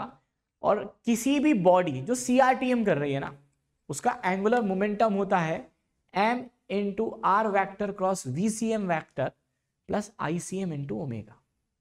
m into R vector cross VCM vector plus ICM into omega. और क्योंकि सेंटर के अबाउट अगर आप एंगुलर मोमेंटम लिखोगे तो VCM की वजह से नहीं आएगा, क्योंकि VCM उसी पॉइंट से पास हो रहा है जिस पॉइंट के अबाउट आप एंगुलर मोमेंटम निकाल रहे हैं। तो सिर्फ ओमेगा की वजह से आएगा, और ओमेगा की वजह से एंगुलर मोमेंटम आएगा ICM into omega, and that is mL² into omega. सबको बात आई समझ में? अब आते हैं अगले पॉइंट पर। तो ये तो 2 इक्वेशन हो गई। तीसरी इक्वेशन कहां से लिखोगे? थर्ड इक्वेशन बताओ, तीसरी इक्वेशन कहां से आएगी? थर्ड इक्वेशन आएगी हमारे पास E से। E की वैल्यू 1 दे रखी है, और E की वैल्यू अगर आपको 1 दे रखी है तो आप कैसे कैलकुलेट करोगे? हम क्या करते हैं यहां पर E is equal to V2 minus V1 upon U1 minus U2 लगाते हैं along the line of impact, along the line of impact. और लाइन ऑफ इंपैक्ट कौन सा है? ये वाला। तो अगर मैं इस लाइन के अक्रॉस अप्लाई करूंगा E is equal to V2 minus V1 upon U1 minus U2, तो देखो कितना आएगा। E is equal to V2 minus V1। V2 is velocity of this point. क्या मैं इस पॉइंट की वेलोसिटी को रॉड के लिए VCM प्लस ओमेगा L/2 लिख सकता हूं? That is VCM plus omega L/2। Clear है? That is velocity of point of impact या point of collision after the collision. इस पॉइंट की रॉड की वेलोसिटी माइनस V1, तो this is V2 minus V1। Final velocity of the particle is 0 upon U1 minus U2। Initial velocity of the particle is U, और initial velocity of rod is 0, और E की value 1 दे रखी है। तो यहां से आपके पास एक और इक्वेशन आ जाएगी। तो देखो आपके पास 3 अननोन है, एक U है, एक ओमेगा है, और एक VCM है। 3 इक्वेशन, 3 अननोन। जब हम सॉल्व करते हैं, आप सॉल्व करोगे हो जाएगा बहुत आसानी से। कैलकुलेशन मैं नहीं कर रहा हूं, मान के चल रहा हूं, इतना तो आप कर सकते हो। तो जब आप सॉल्व करोगे तीनों इक्वेशंस को, this is equation number 3, this is equation number 2 and this is equation number 1। जब हम सॉल्व करेंगे तो आप देखोगे small m by capital M, इसका रेशियो आएगा 1/4। इसका रेशियो आएगा 1/4। और वही आपसे पूछा है what is the value of x। जब आप x निकालोगे तो x की वैल्यू आ जाएगी 4। सबको बात बढ़िया से समझ में आई? चलो अगले क्वेश्चन पे चलते हैं। तो बहुत ही डिफरेंट वैरायटी ऑफ क्वेश्चंस हम लोग करने की कोशिश कर रहे हैं। अगला पॉइंट, नेक्स्ट क्वेश्चन। ये क्वेश्चन है ग्रेविटेशन का। क्वेश्चन क्या है? A satellite is moving in a low nearly circular orbit around the earth. तो आप ऐसे समझो कि ये अर्थ है, तो mass of the earth is capital M ले लेते हैं। और एक सैटेलाइट नियरली अर्थ के बहुत पास, मान लेते हैं स्मॉल एम मास का सैटेलाइट है, यानी एक अगर नियर ऑर्बिट में घूम रहा है, इसका मतलब इसकी जो ऑर्बिटल रेडियस है वो अर्थ की रेडियस के बराबर हो। तो satellite is in A low nearly circular orbit around the अर्थ, यानी अगर ये सर्कुलर ऑर्बिट में घूम रहा है तो कितनी वेलोसिटी से घूम रहा होगा? ऑब्वियसली बात है ऑर्बिटल वेलोसिटी से घूम रहा होगा। तो इस सैटेलाइट की ऑर्बिटल वेलोसिटी कितनी होगी? ऑर्बिटल वेलोसिटी होती है under root of gm/r।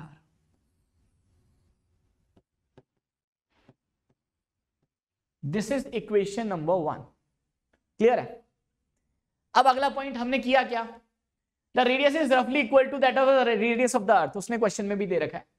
Bye firing a rocket attached to it, the speed of the instantaneous increase in a direction of the motion so that it's becomes √3/2 times larger. तो actually क्या किया हमने, एक satellite था जो orbit में घूम रहा था ऑर्बिटल वेलोसिटी से v0 से, लेकिन सडनली हमने इसकी स्पीड को एनहेंस कर दिया और इसकी स्पीड कितनी हो गई? √3/2 v0। ऑब्वियसली बात है जो वेलोसिटी है वो ऑर्बिटल वेलोसिटी से तो ज्यादा है, लेकिन एस्केप वेलोसिटी से कम है। एस्केप वेलोसिटी से कम है, क्यों? क्योंकि ये वैल्यू है अंडर रूट ऑफ 1 पॉइंट कितना है, अंडर रूट ऑफ 3/2, ये दे रखा है ना।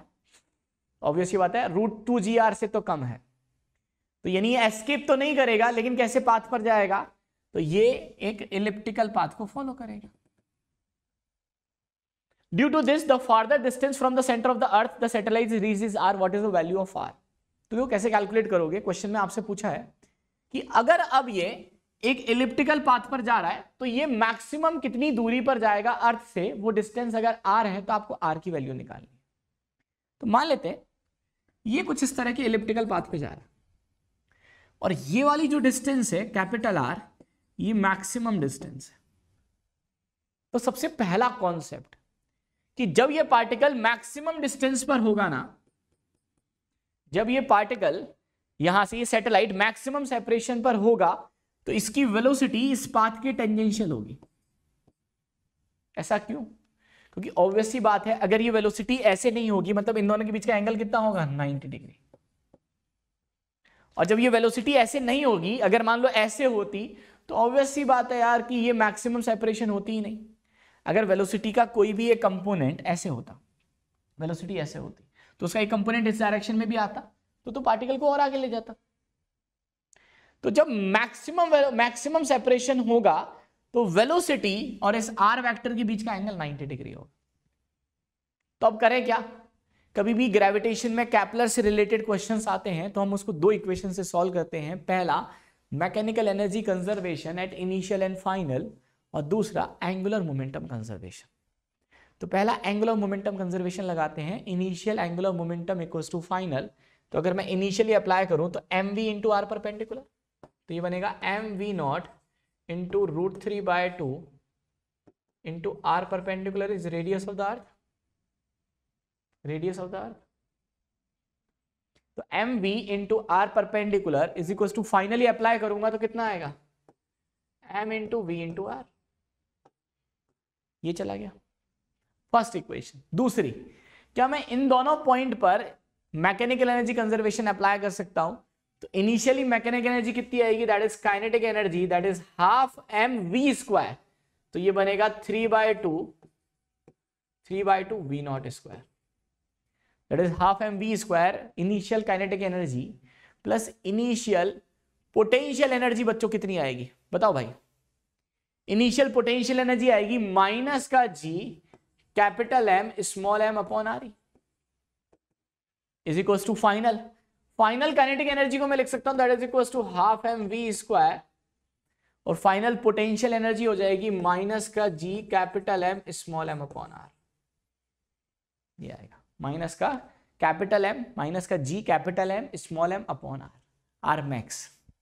और यहां से अगर आप सॉल्व करोगे तो आप v0 को ये पुट कर सकते हो और v को हटा के आप re की फॉर्म में या v0 की फॉर्म में लिख सकते हो। जब हम इसको सॉल्व करेंगे तो आपके पास फाइनली r की वैल्यू आएगी that is equals to 3 times of re। ये आंसर आएगा। तो अगर हम बात करें कॉन्सेप्ट की तो बहुत सिंपल है। कभी भी कैपलर का क्वेश्चन आता है तो आप दो इक्वेशन से सॉल्व करोगे, पहला बाय एंगुलर मोमेंटम कंजर्वेशन और दूसरा by mechanical energy conservation. Clear है? कैलकुलेशन आप लोग कर सकते हो। अगले क्वेश्चन की तरफ बढ़ते हैं, नेक्स्ट क्वेश्चन। अब चलते हैं इलेक्ट्रो वाले पोर्शन पे और सबसे पहले आते हैं कैपेसिटर पे। तो कैपेसिटर के अगर आप प्रीवियस ईयर के क्वेश्चंस देखोगे ना, सबसे ज्यादा जो क्वेश्चंस पूछे गए वो कैपेसिटेंस की कैलकुलेशन पर ही पूछे गए। तो उसी के रिगार्डिंग एक क्वेश्चन लाया हूं, बड़ा बेहतरीन सा क्वेश्चन है। क्वेश्चन क्या है, एक पैरेलल प्लेट कैपेसिटर है जिसके अंदर हमने डाइलेक्ट्रिक को फिल कर दिया है, और पता है जो डाइलेक्ट्रिक हमने फिल किया है ना, उसका डाइलेक्ट्रिक कांस्टेंट जो है वो वेरिएबल है, आपको दे रखा है that varies as k is equals to k into 1 plus alpha x, where x is distance measured from the one end of the place, d आपको दे रखी है separation between the plate। आपसे पूछा है total capacitance is given by, total capacitance निकालना है, तो कैसे कैलकुलेट करेंगे? तो ऑब्वियस ही बात है, क्योंकि डाइलेक्ट्रिक का डाइलेक्ट्रिक कांस्टेंट वेरिएबल है, तो मैं डायरेक्टली कैपेसिटेंस नहीं लिख सकता हूं, मुझे एक एलिमेंट लेना पड़ेगा, उसका कैपेसिटेंस निकालना पड़ेगा और पूरे को इंटीग्रेट करना पड़ेगा। तो मैंने क्या किया, यहां से x पे जाके एक dx थिकनेस का ये एक एलिमेंट, एक छोटा सा एलिमेंट लिया, और अब इसका मैं कैपेसिटेंस निकालने की कोशिश कर रहा हूं। तो मान लेता हूं इसका कैपेसिटेंस जो है वो है dc, बताते चलो। तो अगर मान लो ये एक पैरेलल प्लेट कैपेसिटर होता जिसमें कंप्लीटली डाइलेक्ट्रिक फील्ड है, तो इसका कैपेसिटेंस कितना होता? क्या लिखते हैं आप इसका कैपेसिटेंस लिखते C is equal to epsilon not A upon D, और अगर डाइलेक्ट्रिक फील्ड है तो K into epsilon not A upon D। तो लिखते चलते हैं, K कितना है, K is K into 1 plus alpha x, epsilon not A that is area of the plate, तो ये तो एरिया तो A ही रहेगा, अपॉन D कितना हो जाएगा? क्या मैं D को dx लिख सकता हूं क्या? तो ये एलिमेंट्री कैपेसिटर का कैपेसिटेंस आया। अब मुझे अगर पूरे को निकालना है तो मुझे इंटीग्रेट करना पड़ेगा, लेकिन ठहरो, पहले समझो इस चीज को। इंटीग्रेशन का मतलब क्या है ये बताओ, कि अगर मैं ऐसे बहुत सारे एलिमेंट्री छोटे छोटे से कैपेसिटर बना लेता, अरे भाई रुक जा ठहर जा, हाँ, अगर मैं ऐसे बहुत सारे एलिमेंट्री कैपेसिटर बना लेता, ऐसे ऐसे ऐसे ऐसे, ये सारे के सारे, इंटीग्रेशन का मतलब सबको जोड़ना, ये बताओ कि सारे के सारे ये कैपेसिटर सीरीज में है कि पैरेलल में? तो अगर मैं ऐसे एलिमेंट्री कैपेसिटर बनाता तो ये सारे के सारे कैपेसिटर सीरीज में आते। किस में आते? सीरीज में आते। और सीरीज में जब हम कैपेसिटर का कैपेसिटेंस निकालते हैं तो वो आता है 1/c equivalent equals to 1/c1 plus 1/c2 plus 1/c3। इसका मतलब मैं यहां पर अगर नेट कैपेसिटेंस निकालना चाहता हूं तो मुझे इसको इंटीग्रेट नहीं करना है, कि अगर मैं इसको इंटीग्रेट करूंगा तो पता है एक्चुअली मैंने क्या कर दिया, C1 plus C2 plus C3 plus C4। मुझे DC को इंटीग्रेट नहीं करना है, मुझे 1 अपॉन DC को इंटीग्रेट करना पड़ेगा, क्योंकि जितने भी एलिमेंट्री कैपेसिटर बनेंगे सब पैरेलल में बनेंगे, सीरीज में बनेंगे, और सीरीज में C इक्विवेलेंट होता है 1/c equivalent equals to 1/c1 plus 1/c2 plus 1/c3।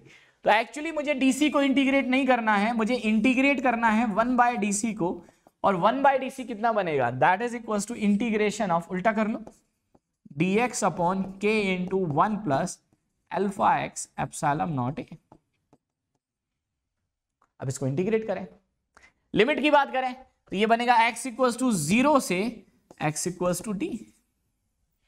तो देखो जो कांस्टेंट है वो बाहर निकाल लो, यहां से निकालोगे तो 1 upon k epsilon not A, ये बाहर आ जाएगा, and dx upon 1 plus alpha x का इंटीग्रेशन होगा ln of 1 plus alpha x divided by alpha, यही बनेगा ना? क्लियर हो रही है बात यहां तक? तो कुछ ऐसी कहानी बन जाएगी भाई। अब इसको इंटीग्रेट करना है, अब वैल्यू डालें, वैल्यू कैसे डालोगे, यहां से अगर आप x की वैल्यू डालोगे तो x इज इक्वल टू 0 से x इक्वल टू d। जब आप x को d डालोगे तो बनेगा 1 प्लस अल्फा d, और 0 डालोगे तो बनेगा 1, तो ये बनेगा आपके पास that is equal to 1 upon k epsilon not A alpha, यही बना ना? बिल्कुल, ln of 1 plus alpha d, that is ln of 1 plus alpha d, ये आपके पास बना, और यहां पर ये बना ln ऑफ 1 प्लस एक्स। देखो, लेकिन आप अगर आप देखोगे ना तो आपको लगेगा सर ऑप्शन में तो ln दिया हुआ ही नहीं है, तो हमें क्या करना पड़ेगा, यहां पर देखो जेईई मेंस वालों ने लगाया दिमाग, और उन्होंने बोला कि भैया तुम्हें लॉग की सीरीज भी आनी चाहिए, और लॉग की सीरीज आपको याद होगा ln ऑफ 1 प्लस एक्स का एक्सपेंशन आपको क्लियर होना चाहिए। ln ऑफ 1 प्लस एक्स का एक्सपेंशन आपको क्लियर होना चाहिए, और ये कितना होता है, ये होता है x minus x square by 2 plus x cube by 3 and so on, ये चलता है। तो अगर मैं यहां पर लिखूंगा तो देखो ये कितना बनेगा, ये बनेगा x is alpha D, x is alpha D minus ये बनेगा अल्फा डी का whole square by 2 and so on, ऐसे चलता जाएगा। आगे की टर्म को नेग्लेक्ट कर देते हैं क्योंकि यहां पे दे रखा है alpha D is very very less than 1, तो दो ही टर्म ले रहा हूं, divided by that is equals to k epsilon not a into alpha. एक काम करो, अल्फा डी को कॉमन लो, अगर मैं यहां से अल्फा डी को कॉमन लूंगा ना तो अल्फा से अल्फा चला जाएगा, डी बचेगा। तो देखो आपके पास कितना बना, 1 by C equivalent is equals to alpha से अल्फा चला गया, डी कॉमन आ गया, तो बचा यहां पर D upon K epsilon not A, ऊपर बचेगा आपके पास 1 minus alpha D by 2, 1 minus alpha D by 2, और इसको उल्टा कर लो तो आपका आंसर आ गया, that is C equivalent is equals to K epsilon not A by D, K epsilon not by D upon ये बनेगा 1 माइनस अल्फा डी बाय 2, ऊपर लेके तो पावर -1 और बाइनोमियल अप्रोक्सीमेशन से आगे आ गया, तो ये बनेगा 1 प्लस अल्फा डी बाय 2। तो कौन सा ऑप्शन मैच कर रहा है, यहां से अगर आप देखोगे तो ऑप्शन मैच करेगा ऑप्शन नंबर 1। बड़ा ही जबरदस्त क्वेश्चन है, सोचो यार इस तरह के क्वेश्चंस भी हमारे जेईई मेंस में आ जाते हैं, बहुत ही बढ़िया क्वेश्चन है। तो पहला कॉन्सेप्ट, सबसे पहले हमने एक एलिमेंट्री कैपेसिटर लिया, उसका कैपेसिटेंस निकाला। दूसरा, चेक किया कि सीरीज में है कि पैरेलल में, हमें पता चला सीरीज में है, तो हमें डीसी को इंटीग्रेट नहीं करना, 1 अपॉन डीसी को इंटीग्रेट करना है। तीसरा पॉइंट, जब हम इंटीग्रेट कर रहे हैं तो लॉग की सीरीज आ रही है, ln ऑफ 1 प्लस एक्स की सीरीज है, उसका एक्सपेंशन यूज करना है। और चौथा ये बन रहा है के epsilon not a upon D, और ये ऊपर आ रहा है, तो 1 सी इक्विवेलेंट निकालोगे तो ये नीचे आ जाएगा, हमें बाइनोमियल अप्रोक्सीमेशन यूज करना पड़ रहा है। 1 upon 1 minus alpha D by 2 को ऊपर ले गए तो बना 1 माइनस अल्फा डी बाई 2 की पावर -1, और -1 आगे आ गया तो प्लस में कन्वर्ट हो गया।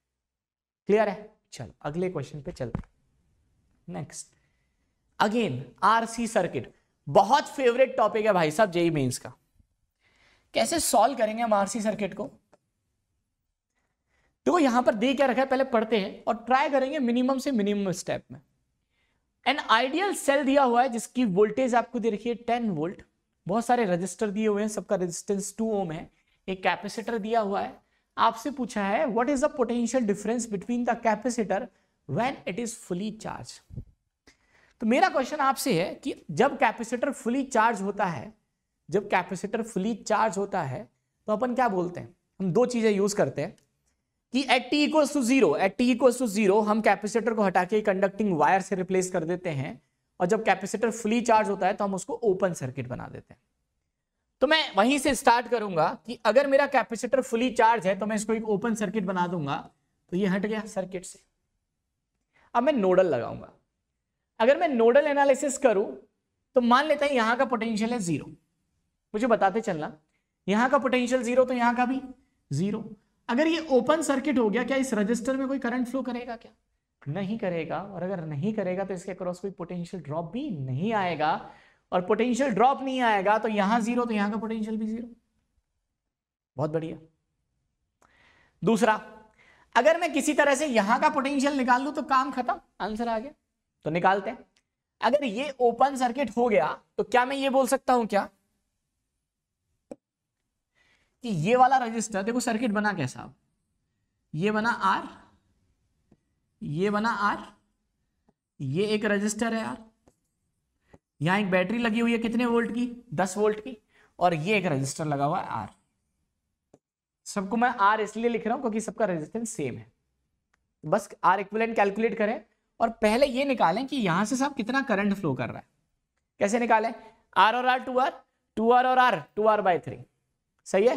2R by 3 plus R is 5R by 3, तो आर इक्विवेलेंट आ गया, तो करंट आ गया I is equal to V by R equivalent. तो that is V is 10 by 5 R by 3। अगर आप देखोगे तो यहां से आपके पास करंट आएगा 3 एम्पियर, और अगर बैटरी से फ्लो होने वाला करंट 3 एम्पियर है तो मुझे बता सकते हो क्या कि इसमें से कितना करंट फ्लो करेगा? पता कैसे निकालेंगे? क्या मैं ये बोल सकता हूं कि ये दोनों रजिस्टर हुए R और R, 2R, और ये रजिस्टर हुआ R, तो ये 2R और ये R पैरेलल में, और अगर दो रजिस्टर पैरेलल में है तो करंट जो होता है वो रेजिस्टेंस के इनवर्स रेशियो में बढ़ता है। रेजिस्टेंस का रेशियो आएगा 2:1, तो इनवर्स रेशियो 1:2, तो यहां जाएगा 1/3 ऑफ द करंट, तो 1/3 of 3 ampere that is equal to 1 ampere. और अब पता है क्या करेंगे? अब इधर देखो, यहां का पोटेंशियल 0, यहां का पोटेंशियल कितना होगा 10 बाय द नोडल, यहां का पोटेंशियल 10 है तो यहां का भी 10 और यहां का भी 10। अगर आप इस रजिस्टर की बात करोगे तो इसमें करंट जा रहा है 1 एम्पियर, इसका रेजिस्टेंस है 2 ओम, तो इसके अक्रॉस पोटेंशियल ड्रॉप आएगा delta V equals to IR that is 2 volt आएगा ना। Delta V is equals to IR, I है 1 एम्पियर, R है 2 दैट इज 2 वोल्ट। तो अगर यहां का वोल्टेज 10 है, इसके अक्रॉस पोटेंशियल ड्रॉप 2 वोल्ट आया, तो यहां का वोल्टेज कितना हुआ 8 वोल्ट, और यहां का वोल्टेज कितना था 0, तो इस कैपेसिटर के अक्रॉस कितना पोटेंशियल डिफरेंस आया? Delta V across the capacitor आपके पास आया 8 वोल्ट। तो हमसे यही तो पूछा है कि what is the potential difference between the capacitor across when it is fully charge, answer आएगा 8 वोल्ट। अच्छा पता क्वेश्चन बढ़िया कब होता? जब चार्ज आपसे पूछता। तो मैं मैक्सिमम चार्ज पूछता ना आपसे तो बहुत आसान था। अगर मैंने आपको कैपेसिटेंस दिया होता और मैं आपसे पूछता what is the maximum charge on the capacitor, तो आपका आंसर आता कि सर पोटेंशियल ड्रॉप तो निकाल लिए हो, तो चार्ज आएगा Q is equal to C delta V, वो हमारा आंसर आ जाता। क्लियर है? चलो अगले क्वेश्चन पे चलते। नेक्स्ट अगला क्वेश्चन बहुत इंपॉर्टेंट, पोटेंशियोमीटर वायर। किस पर बेस्ड है? Potentiometer wire. कैसे सॉल्व करेंगे पोटेंशियोमीटर वायर के क्वेश्चन को? तो मैं आपको कुछ स्टेप्स बताता हूं। तो ये पूरा जो सिस्टम है ना, इसको हम बोलते हैं पोटेंशियोमीटर वायर, और ये वाला जो सर्किट होता है ना, इसको हम बोलते हैं प्राइमरी सर्किट, और इसको हम बोलते हैं सेकेंडरी सर्किट।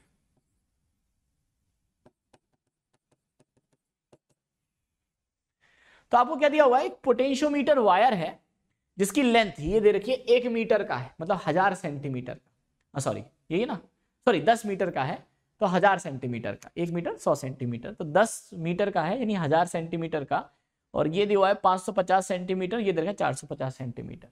अगला रेजिस्टेंस पर यूनिट लेंथ आपको दे रखी है 0.1 ओम पर सेंटीमीटर। तो क्या पूरा रेजिस्टेंस निकाल सकते हो क्या वायर का?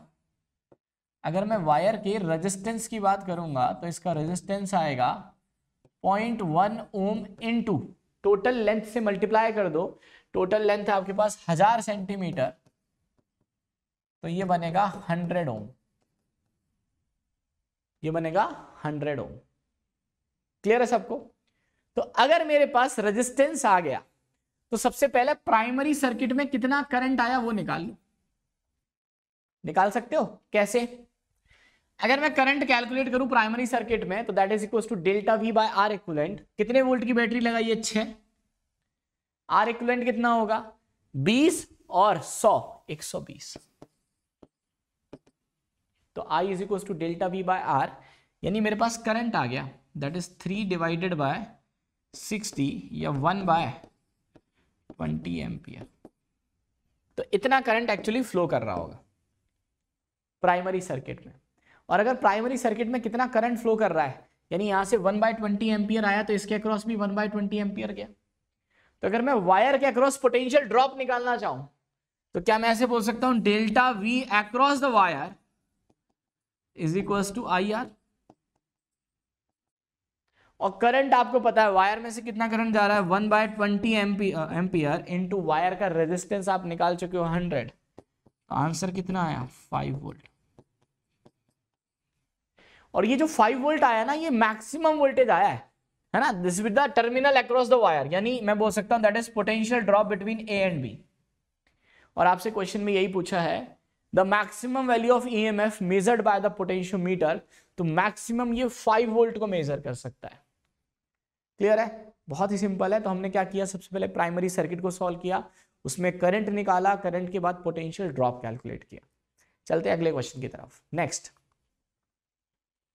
अगला क्वेश्चन बल्ब से रिलेटेड है।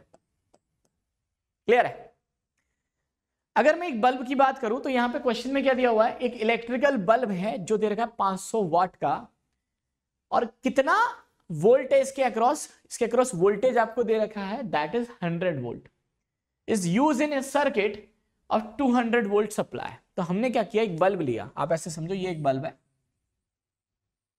इस बल्ब की पावर आपको दे रखी है 500 वाट, और इसके अक्रॉस वोल्टेज दे रखा है 100 वोल्ट। ये बल्ब है। क्लियर है, अगला, इसको हमने कनेक्ट कर दिया एक बैटरी से, और बैटरी का वोल्टेज आपको दे रखा है दैट इज 200 वोल्ट।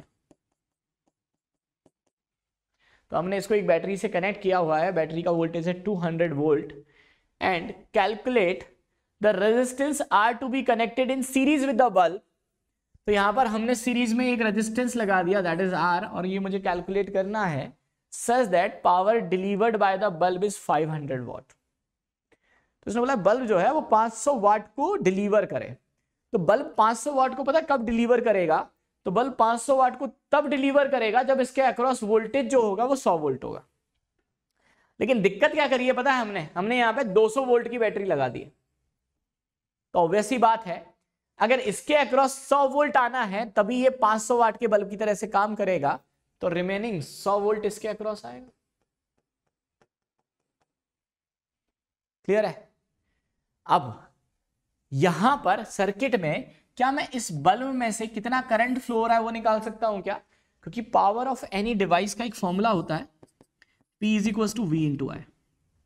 निकाल सकते हैं ना, power equal to voltage into I. तो पावर है 500, वोल्टेज अक्रॉस द बल्ब आपको दे रखा है 100 इंटू आई, तो करंट की वैल्यू आ गई 5 एम्पियर। और क्या मैं ये बोल सकता हूं कि जितना करंट बल्ब से फ्लो कर रहा होगा उतना ही करंट रेजिस्टेंस से जाएगा, क्योंकि दोनों सीरीज में है। तो इसमें अगर मैं delta V equals to I R लगाऊंगा तो डेल्टा V इसके अक्रॉस है 100, करंट है 5 इंटू आर, यहां से रेजिस्टेंस कैलकुलेट करोगे तो आपके पास आंसर आ जाएगा दैट इज इक्वल्स टू 20 ओम। तो बड़ा ही सिंपल क्वेश्चन है, बहुत अच्छा क्वेश्चन है लेकिन, और इसमें ट्रिक एंड टूल्स क्या था कि भैया हमारे पास जो बल्ब है वो 500 वाट के बल्ब की तरह से काम कब करेगा, जब उसके अक्रॉस पोटेंशियल ड्रॉप 100 होगा। लेकिन हमने गलती से बैटरी लगा दी 200 वोल्ट। तो अगर 200 वोल्ट की बैटरी लगा दी तो ऑब्वियस ही बात है कि आपको करना क्या पड़ेगा, अरे कहां भाग गया, हाँ ये रहा, 200 वोल्ट की बैटरी लगा दी तो ऑब्वियस ही बात है कि अगर इसके अक्रॉस वोल्टेज 100 है तो रिमेनिंग 100 इसके अक्रॉस रहेगा। क्लियर है यहां तक सबको? चलो अगले क्वेश्चन की तरफ बढ़ते हैं। नेक्स्ट क्वेश्चन, कलर कोडिंग, बहुत इंपॉर्टेंट टॉपिक है। और कलर कोडिंग से रिगार्डिंग अगर आप देखोगे तो जेईई मेंस में आजकल बहुत क्वेश्चंस पूछे जा रहे हैं। तो पहले तो कलर कोडिंग को समझें, कलर कोडिंग होता क्या है। देखो जब हम किसी रजिस्टर की बात करते हैं ना, मार्केट से मान लो जब आप रजिस्टर लाते हो तो ऐसे सिलेंड्रिकल शेप का होता है, और इस रजिस्टर में 4 स्ट्रिप्स होती हैं, स्ट्रिप A, B, C और D।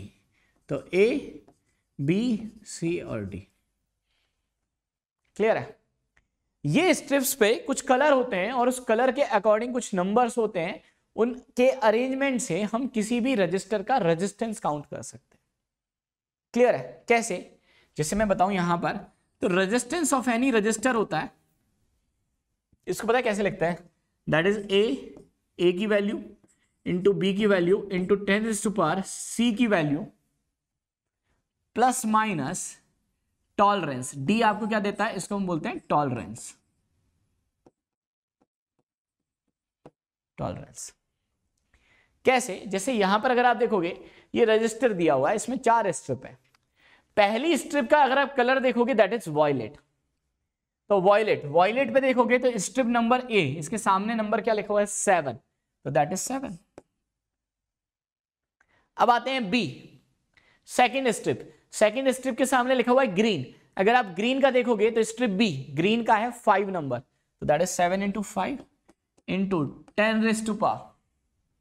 सी पर आते हैं। सी की अगर बात करोगे तो सी के लिए कलर लिखा हुआ है रेड, तो red red red, that is 10⁻², तो that is 2। Plus minus tolerance, अगर आप देखोगे तो टॉलरेंस का मतलब एरर की तरह से आप ट्रीट कर सकते हो। जैसे यहां पर अगर आप देखोगे गोल्ड की टॉलरेंस होती है 5%, सिल्वर की होती है 10%, और नो कलर, कोई भी कलर नहीं है तो उसकी टॉलरेंस होती है 20%। क्योंकि यहां पे यूज किया हुआ है गोल्ड, और गोल्ड की टॉलरेंस होती है 5%। ये आंसर आएगा। तो यहां से अगर आप देखोगे तो ये बनेगा 7500 ओम प्लस माइनस 5% किसका, वैल्यू का, और रजिस्टर की वैल्यू कितनी है 7500 इंटू 5 डिवाइडेड बाय 100, तो 75 इंटू 5, और 75 इंटू 5 होता है 200 कितना 375, तो ये बनेगा आपके पास 7500 ओम प्लस माइनस 375, ये वैल्यूज आएंगी। क्लियर है? और ये याद कैसे रखेंगे, देखो बड़ा सिंपल है, 0 से स्टार्ट होता है 9 तक जाता है। जो स्ट्रिप ए की वैल्यू है वही स्ट्रिप बी की वैल्यू है, वही स्ट्रिप सी में पावर की वैल्यू है। 0 0 10⁻0, 1 1 10⁻1, 2 2 10⁻2। अब याद करने का तरीका, इसका एक ट्रिक होता है, आपको वैसे पता होगा और नहीं है तो इसका ऐसे याद रख सकते हो, B Roy of Great Britain, B Roy of Great Britain having very good wife, वैसे झूठ लिख रहा है, वेरी गुड वाइफ, मिथ है मिथ, ठीक है। अरे कहां गया, वाइफ के नाम से गायब हो गया। हाँ, B Roy, that is B Roy of Great Britain having very good wife of gold and silver, of gold and silver. Clear है? तो इस ट्रिक से आप याद रख सकते हो, that is B, that is black, B brown, Roy R for red, O for orange, Y for yellow, having Great Britain green and blue, very means violet, again good means grey, wife means gold, white, sorry wife means white, of gold and silver. आप इस तरह से याद रख सकते हो, right? तो बिल्कुल सिंपल है, बहुत आसानी से। तो 4 स्ट्रिप होती हैं ए बी सी डी। पहली स्ट्रिप एक नंबर जो होता है उसको लिख देते हैं, दूसरी स्ट्रिप, तीसरी 10⁻⁴ में आता है, और चौथी आपको टॉलरेंस देती है। गोल्ड होगा तो 5%, सिल्वर होगा तो 10%, नो कलर होगा तो 20%। अगला क्वेश्चन, नेक्स्ट क्वेश्चन आता है हमारे पास इलास्टिसिटी टॉपिक से। जब हम इलास्टिसिटी की बात करते हैं ना, तो हम एक टर्म पढ़ते हैं यंग्स मॉड्यूलस, और एक रिलेशन आता है हमारे पास, stress is equals to y into strain. ठीक है, क्वेश्चन क्या होते हैं, जैसे मान लो कि अगर मान लो आपके पास एक रॉड है जिसका एरिया ऑफ क्रॉस सेक्शन आपको दे रखा है a, इसकी लेंथ है l, और इस रॉड को मैं F फोर्स से खींच रहा हूं। बात को ध्यान से सुनना। अगर मान लो मैं इस रॉड की बजाय एक स्प्रिंग लेता और उसको मैं F फोर्स से खींचता, क्लियर है? एक स्प्रिंग लेता जिसको मैं F फोर्स से खींचता, तो मुझे बता सकते हो स्प्रिंग में कितना एलोंगेशन, कितना स्प्रिंग फोर्स जनरेट होता। तो आप बोलते अगर स्प्रिंग में x एलोंगेट कर रही है तो स्प्रिंग में जो स्प्रिंग फोर्स होता F इज इक्वल टू होता K इंटू एक्स।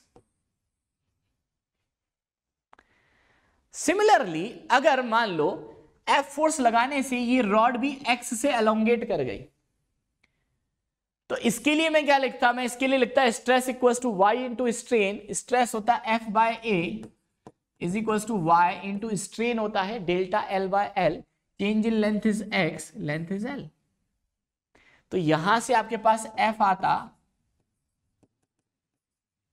कितना आता, AY x बाय L। तो जब मैं किसी रॉड में F फोर्स लगाता हूं और उसमें एलोंगेशन x के बराबर हो रहा है, तो वहां से जब आप फोर्स कैलकुलेट कर रहे हो तो आपके पास आ रहा है AY x by L। Similarly जब हम स्प्रिंग की बात करते हैं तो F equals to K into x आता है। दोनों को अगर मैं कंपेयर करूं ना तो यहां से मेरे पास K की वैल्यू आ जाएगी कंपेयर करने से, K is equals to A Y by L. यानी हम क्या बोल सकते हैं कि हम एक स्प्रिंग रॉड को स्प्रिंग से कंपेयर कर सकते हैं या स्प्रिंग से रिप्लेस कर सकते हैं। तो जैसा काम यहां पर स्प्रिंग फोर्स कर रहा है वैसा काम यहां पर ये फोर्स कर रहा है। तो हम यहां पर इक्विवेलेंट स्प्रिंग कांस्टेंट कैलकुलेट कर सकते हैं और उसकी वैल्यू होगी ए वाई बाय एल। तो सिमिलरली इसी क्वेश्चन पर बेस्ड है कि object of mass m is suspended at the end of A massless wire of the length l and area of cross section A, Young's modulus is y, the mass is pulled down slightly, और अगर ये oscillate कर रहा है तो frequency of oscillation निकालना है। मुझे बताओ अगर मैं इस स्प्रिंग से एक ब्लॉक को टांग देता m मास का और ये स्प्रिंग ऑसिलेट करती तो इसका टाइम पीरियड ऑफ ऑसिलेशन क्या लिखते हैं? T is equal to 2 pi under of m by K. Similarly अगर मैं इस रॉड की बात करूं कंपेयर करूं तो इसके लिए क्या लिखते हैं आप? T is equal to 2 pi under of m by K, और k को क्या लिखते हैं? A Y by L. और अगर ये टाइम पीरियड है तो फ्रीक्वेंसी कैसे निकालोगे? Frequency is 1 upon time period, तो यहां से फ्रीक्वेंसी की वैल्यू आ जाएगी 1 upon 2 pi under of A Y by M into L. तो frequency is equal to 1 upon 2 pi under of A Y by M into L, A Y by M into L, option number 1। तो हमारा answer आ जाएगा that is option number 111। Clear है? बहुत simple question था। अगला question, next question भी थोड़ा सा इसी पर बेस्ड है, बड़ा जबरदस्त सा क्वेश्चन है, तो बात को ध्यान से सुनिएगा। बहुत इंपॉर्टेंट क्वेश्चंस चल रहे हैं, अपन ट्राई कर रहे हैं बार बार अलग अलग वैरायटी के क्वेश्चंस करने की। अभी हमारा टॉपिक चल रहा है इलास्टिसिटी से रिगार्डिंग। क्वेश्चन क्या है? The two wire of the same length and the radius are joined end to end and the loaded. हमने क्या किया, दो वायर लिए, जैसे मान लो ये एक वायर है एक दूसरा वायर है, ऐसे है ना, ऐसे दो वायर को, और यहां से हमने फोर्स लगा दी, लोड कर दिया। क्लियर है? क्या मैं दो वायर को दो स्प्रिंग से रिलेट कर सकता हूं क्या? तो अगर दो wire end to end join है तो मैं इनके इक्विवेलेंट दो स्प्रिंग बना सकता हूं। ये वाली स्प्रिंग है, इसका स्प्रिंग कांस्टेंट है K1 और ये है K2, और यहां पे फोर्स लगा दिया F। अगला, the Young's modulus of the material of the two wire is Y1 and Y2, the combination behave as a single wire. अगर मैं इन दोनों वायर को हटा के एक सिंगल वायर लेता तो उसका यंग्स मॉडुलस कितना होता?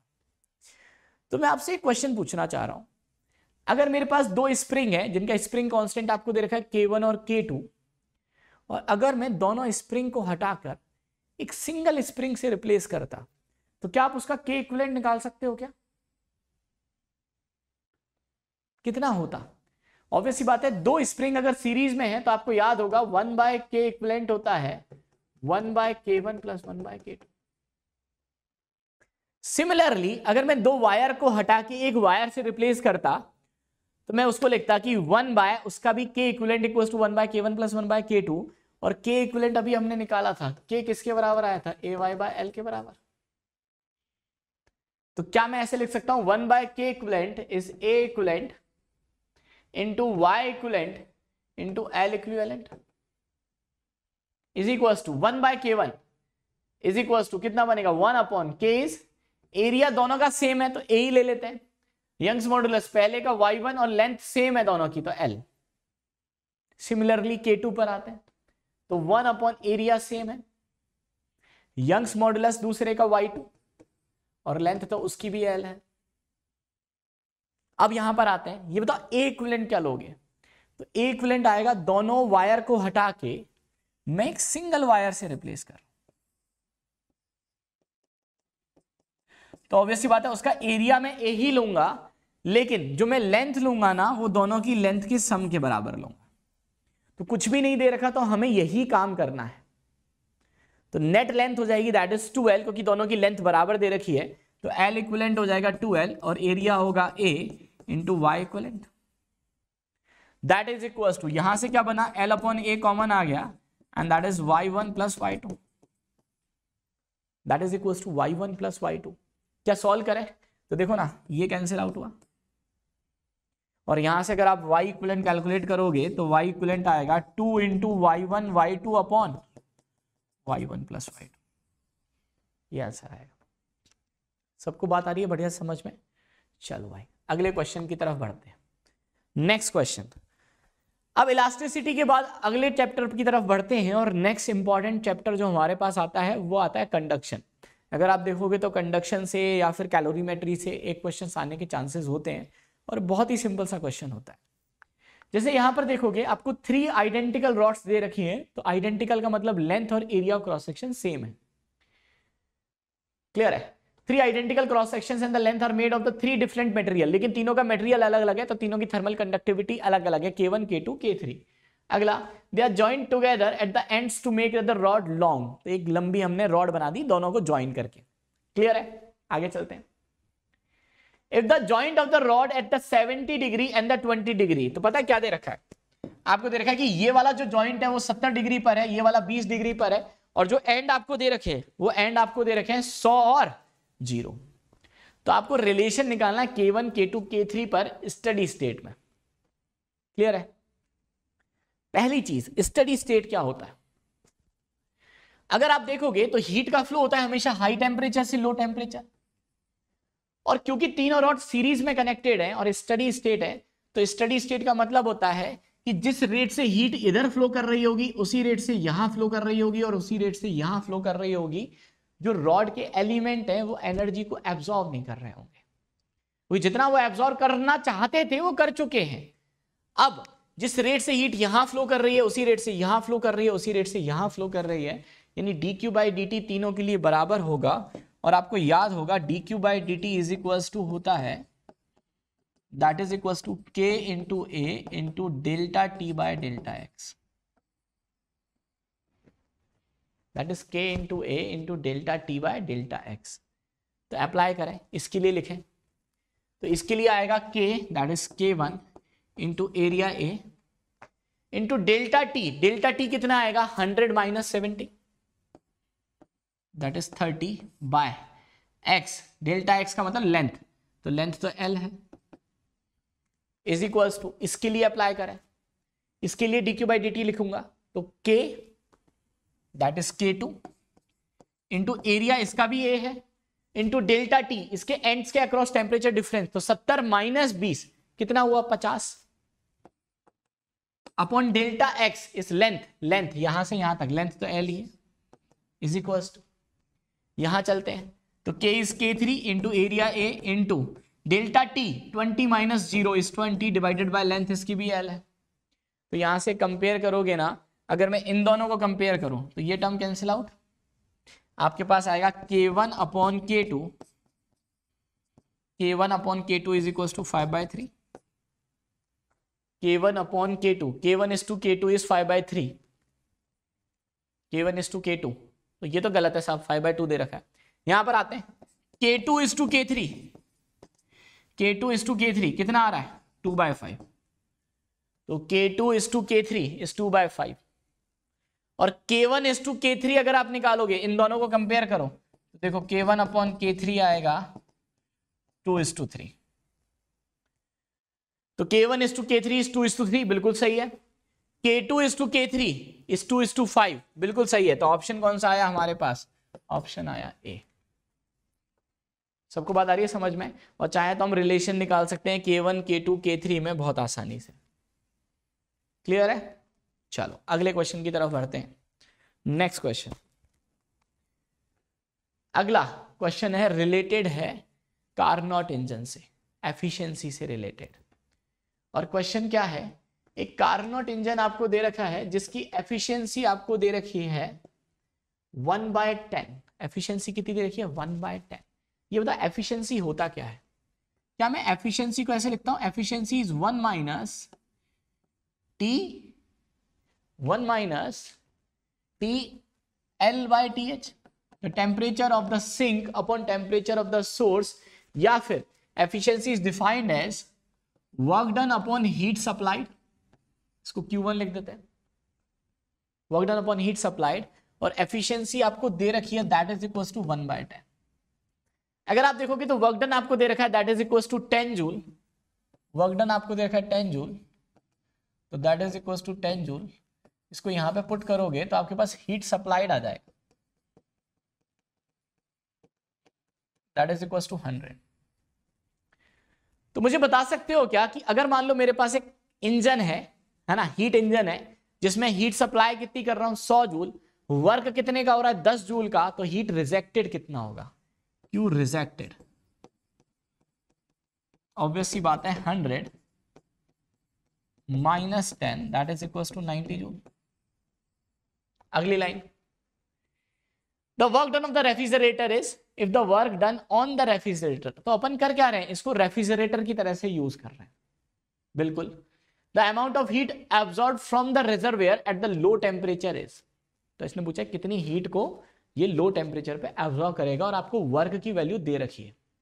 तो बिल्कुल सिंपल है, एक काम करें, एफिशिएंसी को हटा के हम पहले सीओपी निकाल लेते हैं। कैसे निकालेंगे, आपको याद होगा सीओपी का फॉर्मूला होता है 1 upon TH by TL minus 1 upon TH by TL minus 1।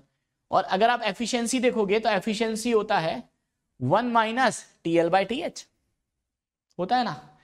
तो क्या मैं यहां से TL बाय TH निकाल सकता हूं, TL बाय TH होगा 1 माइनस ईटा और TH बाय TL होगा 1 अपॉन 1 माइनस ईटा, पुट करें तो that is equal to 1 upon 1 minus eta minus 1। जब आप इसको कैलकुलेट करोगे तो ये बनेगा 1 minus eta upon 1 minus 1 plus eta, that is 1 upon eta minus 1। तो अगर आपको एफिशिएंसी दे रखी है 1 बाय 10, तो एफिशिएंसी इज 1 बाय 10, तो ये बनेगा 10 minus 1 that is equal to 9। तो सीओपी आ जाएगा 9। और सीओपी पता है क्या होता है, सीओपी होता है the amount of heat abstracted, the amount of heat abstracted upon work done. अगर आप वर्क डन की बात करोगे तो वर्क डन आपको 10 दे रखा है, तो Q is equal to 90 into 10, ये आ जाएगा 90 जूल। तो एक्चुअली पता है ये कैलकुलेट करने की जरूरत नहीं थी हमें, ये तो एडिशनल मैंने कैलकुलेट कर लिया। बाकी आप डायरेक्टली कैलकुलेट कर सकते हो। डायरेक्टली कैसे कैलकुलेट करोगे, अगर आप किसी हीट इंजन को यूज कर रहे हो रेफ्रिजरेटर की तरह से, तो पहले आपको एफिशिएंसी को हटा के सीओपी निकालना पड़ेगा। और एफिशिएंसी और सीओपी में रिलेशन क्या होता है, COP is equal to 1 by eta minus 1। ये फॉर्मूला मैंने ड्राइव किया, आपको याद होना चाहिए। तो 1 बाय ईटा, तो 1 by eta is 10 minus 1 that is 9। और सीओपी यानी कोफिशिएंट ऑफ परफॉर्मेंस जो होता है वो होता है the amount of heat abstracted upon work done. तो वर्क डन आपको दे रखा था 10, यहां से हीट एब्स्ट्रैक्टेड आ जाएगा दैट इज 90 जूल। क्लियर है यहां तक सबको। चलो अगले क्वेश्चन की तरफ बढ़ते हैं। नेक्स्ट क्वेश्चन बहुत ही इंपॉर्टेंट है, क्योंकि आजकल जेईई मेंस में बहुत इस तरह के क्वेश्चंस आ रहे हैं। तो मैंने पता है क्या किया है, एक क्वेश्चन के बजाय 2 क्वेश्चन लिख लिए। तो जब भी हम बात करते हैं ना CP बाय CV की, जैसे क्वेश्चन क्या है, a polyatomic ideal gas have 24 vibrational mode, what is the value of gamma. ये बताओ पहले गामा होता क्या है। Gamma is a ratio of molar heat capacity at constant pressure upon molar heat capacity at constant volume, यही बनता है। That is molar heat capacity at constant pressure upon molar heat capacity at constant volume. और ये होता है 1 plus, ये value कितनी बनती है, that is equal to 1 plus 2 by F। F is total number of degree of freedom. अब पहले केस में कैसे डिग्री ऑफ फ्रीडम निकालें, जब भी हम डिग्री ऑफ फ्रीडम की बात करते हैं तो जनरली फिजिक्स में हम 2 ही लेते हैं, एक रोटेशनल और एक ट्रांसलेशनल। वाइब्रेशनल को हम तब कंसीडर करते हैं जब क्वेश्चन में दिया होता है, लेकिन इस क्वेश्चन में वाइब्रेशनल दिया हुआ है। तो क्वेश्चन में देखा एक पॉलीएटॉमिक आइडियल गैस है जिसके 24 वाइब्रेशनल मोड है। तो अगर हम बात करेंगे टोटल डिग्री ऑफ फ्रीडम, तो रोटेशनल हो जाएगा 3, ट्रांसलेशनल हो जाएगा 3। अब वाइब्रेशनल डिग्री ऑफ फ्रीडम कैसे निकालोगे, तो ये याद रखना कि 1 वाइब्रेशनल मोड से रिलेटेड 2 डिग्री ऑफ फ्रीडम होते हैं। तो अगर 24 वाइब्रेशनल मोड है तो 48 डिग्री ऑफ फ्रीडम होगी। तो ये आपके पास आएगा that is 48 plus 3 that is 6 that is equal to 54। तो अगर मैं यहां से कैलकुलेट करूंगा तो आपके पास आएगा that is equal to 1 plus 2 divided by 54। और ये वैल्यू कैलकुलेट करोगे तो ये वैल्यू आती है 1.02। तो कौन सा ऑप्शन मैच कर रहा है? यहां से अगर आप देखोगे तो ऑप्शन नंबर 1.03 कौन सा ऑप्शन मैच कर रहा है? That is equal to option number 1। Similarly अब दूसरे पर आते हैं। दूसरा क्वेश्चन भी आपको समझ में आ गया होगा। यहां पर अगर आप देखोगे तो वाइब्रेशनल मोड आपको 2 दे रखे हैं। तो वाइब्रेशनल मोड अगर 2 दे रखे हैं तो gamma is equal to 1 + 2/f बोलते चलना। पॉलीएटॉमिक है, 2 वाइब्रेशनल मोड है, तो 1 वाइब्रेशनल मोड के करस्पॉन्डिंग 2 डिग्री ऑफ फ्रीडम होते हैं। तो 2 वाइब्रेशनल मोड है तो 4 डिग्री ऑफ फ्रीडम। तो टोटल डिग्री ऑफ फ्रीडम कितने हो जाएंगे? 4 तो हो गए वाइब्रेशन के, 3 हो गए किसके? 3 किसके हो गए? ट्रांसलेशनल के, और 3 हो गए हमारे पास रोटेशनल के। तो 4 और 3 7 और 3 10, तो ये हो गया 10। तो यहां से देखो कितना हुआ, that is equal to 1 + 0.2 that is 1.2। तो कौन सा ऑप्शन आएगा? यहां से ऑप्शन नंबर आ रहा है 2nd। क्लियर है? तो बहुत ही इंपॉर्टेंट है। जनरली हम डिग्री ऑफ फ्रीडम ऐसे नहीं निकालते, जनरली तो हम सिर्फ फिजिक्स में रोटेशनल और ट्रांसलेशनल लेते हैं। तो उसके डिग्री ऑफ फ्रीडम तो आपको याद है, मोनोएटॉमिक का कितना होता है, डायटॉमिक का कितना होता है, और ट्राइएटॉमिक का कितना होता है, राइट। चलो अगले क्वेश्चन पे चलते हैं। अगला क्वेश्चन बेस्ड है हमारे पास एसएचएम से। क्लियर है? अब अगर हम एसएचएम की बात करें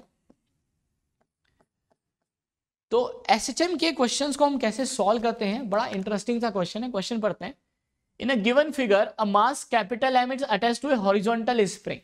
एक हॉरिजॉन्टल स्प्रिंग से कनेक्टेड है, मास है capital M, the spring constant is K, the mass is oscillate on a frictionless surface with a period T and amplitude a. When the mass is in equilibrium position as shown in figure, another mass is gently fixed upon it, the new amplitude कितना होगा? तो question क्या है, मेरे पास एक spring है और यहां से एक ब्लॉक अटैच्ड है जिसका मास है कैपिटल एम, इसका मास है कैपिटल एम, और स्प्रिंग कांस्टेंट हो गया के। ये ऑसिलेट कर रहा है, राइट। तो जब ये ऑसिलेट करते करते अपनी इक्विलिब्रियम पोजीशन पर होगा, तब हमने यहां पर एक स्मॉल एम मास को रख दिया। तो आपसे पूछा है नया एम्पलीट्यूड कितना होगा। तो मैं क्या करूंगा, अगर मैं इन दोनों को सिस्टम लूं तो just before the collision and just after the collision मैं यहां लीनियर मोमेंटम अप्लाई कर सकता हूं, लीनियर मोमेंटम कंजर्वेशन अप्लाई कर सकता हूं, बिकॉज स्प्रिंग जो है वो एक नॉन इंपल्सिव फोर्स होता है। तो इन प्रेजेंस ऑफ कोलिजन और इस तरह के मोशन में हम स्प्रिंग को नेग्लेक्ट कर देते हैं। तो हम जस्ट बिफोर द ब्लॉक जब हम पुट कर रहे हैं तो जस्ट बिफोर द कोलिजन और जस्ट आफ्टर द कोलिजन हम लीनियर मोमेंटम कंजर्व करा रहे हैं। तो बताओ इनिशियल लीनियर मोमेंटम कितना होगा? तो लीनियर मोमेंटम होगा मास इंटू वेलोसिटी, तो मास होगा कैपिटल एम इंटू इसकी वेलोसिटी कितनी होगी, क्योंकि इक्विलिब्रियम पर है और इक्विलिब्रियम पर वेलोसिटी को ए इंटू ओमेगा लिख सकते हैं। That is amplitude is A, और omega is √k/f is equals to final. अगर मैं फाइनल ही बात करूं तो फाइनल देखो इक्विलिब्रियम पोजीशन चेंज नहीं होगी, क्योंकि इक्विलिब्रियम पोजीशन तब चेंज होती जब मैं कोई हॉरिजॉन्टल डायरेक्शन में फोर्स लगा। तो इसको रखने से अभी भी ये इक्विलिब्रियम पोजीशन होगी, और अगर अभी भी ये इक्विलिब्रियम पोजीशन है तो वेलोसिटी a इंटू ओमेगा ही होगी। लेकिन अगर फाइनल मोमेंटम लिखोगे, क्योंकि अब ये कंबाइंड मास बन जाएगा, तो टोटल मास होगा capital M plus small m into combined velocity is a into omega, क्योंकि अभी भी एसएचएम कर रहा है और अभी भी इक्विलिब्रियम पोजीशन है। तो नया एम्पलीट्यूड इज a डैश, और ओमेगा को √k/m लिख सकते हो, ये बनेगा। यहां से सॉल्व करोगे तो देखो बहुत आसानी से सॉल्व हो गया, ये कैंसिल आउट हो गया आपके पास। तो यहां से बनेगा that is a divided by, ये बन जाएगा आपके पास दैट इज इक्वल्स टू, क्या लिख सकता हूं, a√m is equals to a dash √ capital M plus small m। तो यहां से अगर आप कैलकुलेट करोगे तो a डैश आ जाएगा आपके पास a√, capital M upon capital M plus small m। ये आंसर आ जाए। सबको बात आ रही है समझ में? चलो अगले क्वेश्चन की तरफ बढ़ते हैं। नेक्स्ट क्वेश्चन, अगला।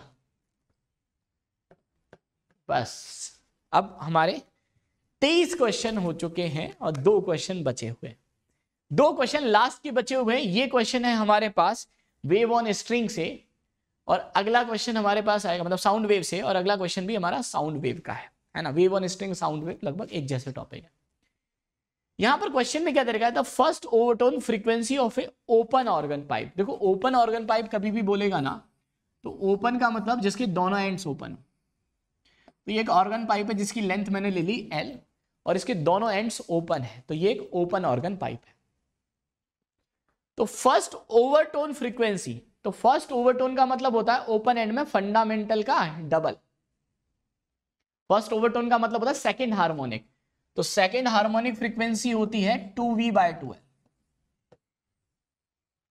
तो फर्स्ट ओवरटोन का मतलब second harmonic that is 2V/2L is equal to the fundamental frequency of closed organ pipe.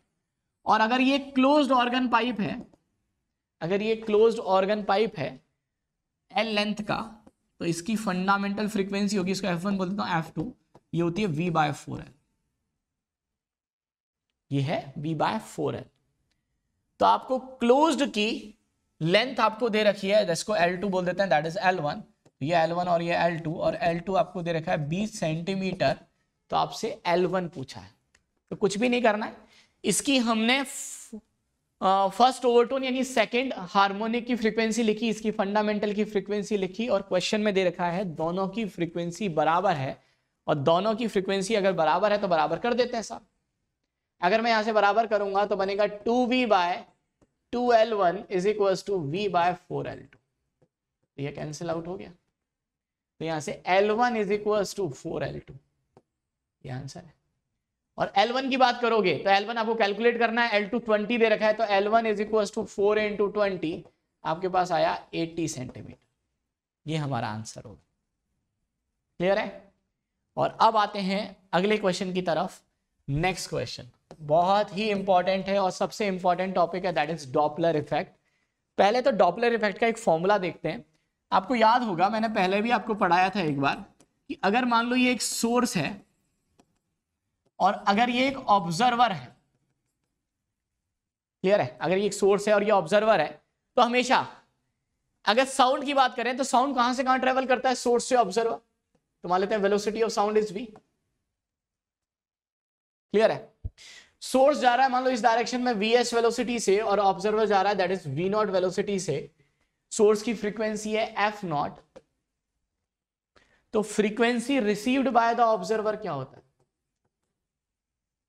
ये होता है velocity of sound with respect to observer upon velocity of sound with respect to source into original frequency.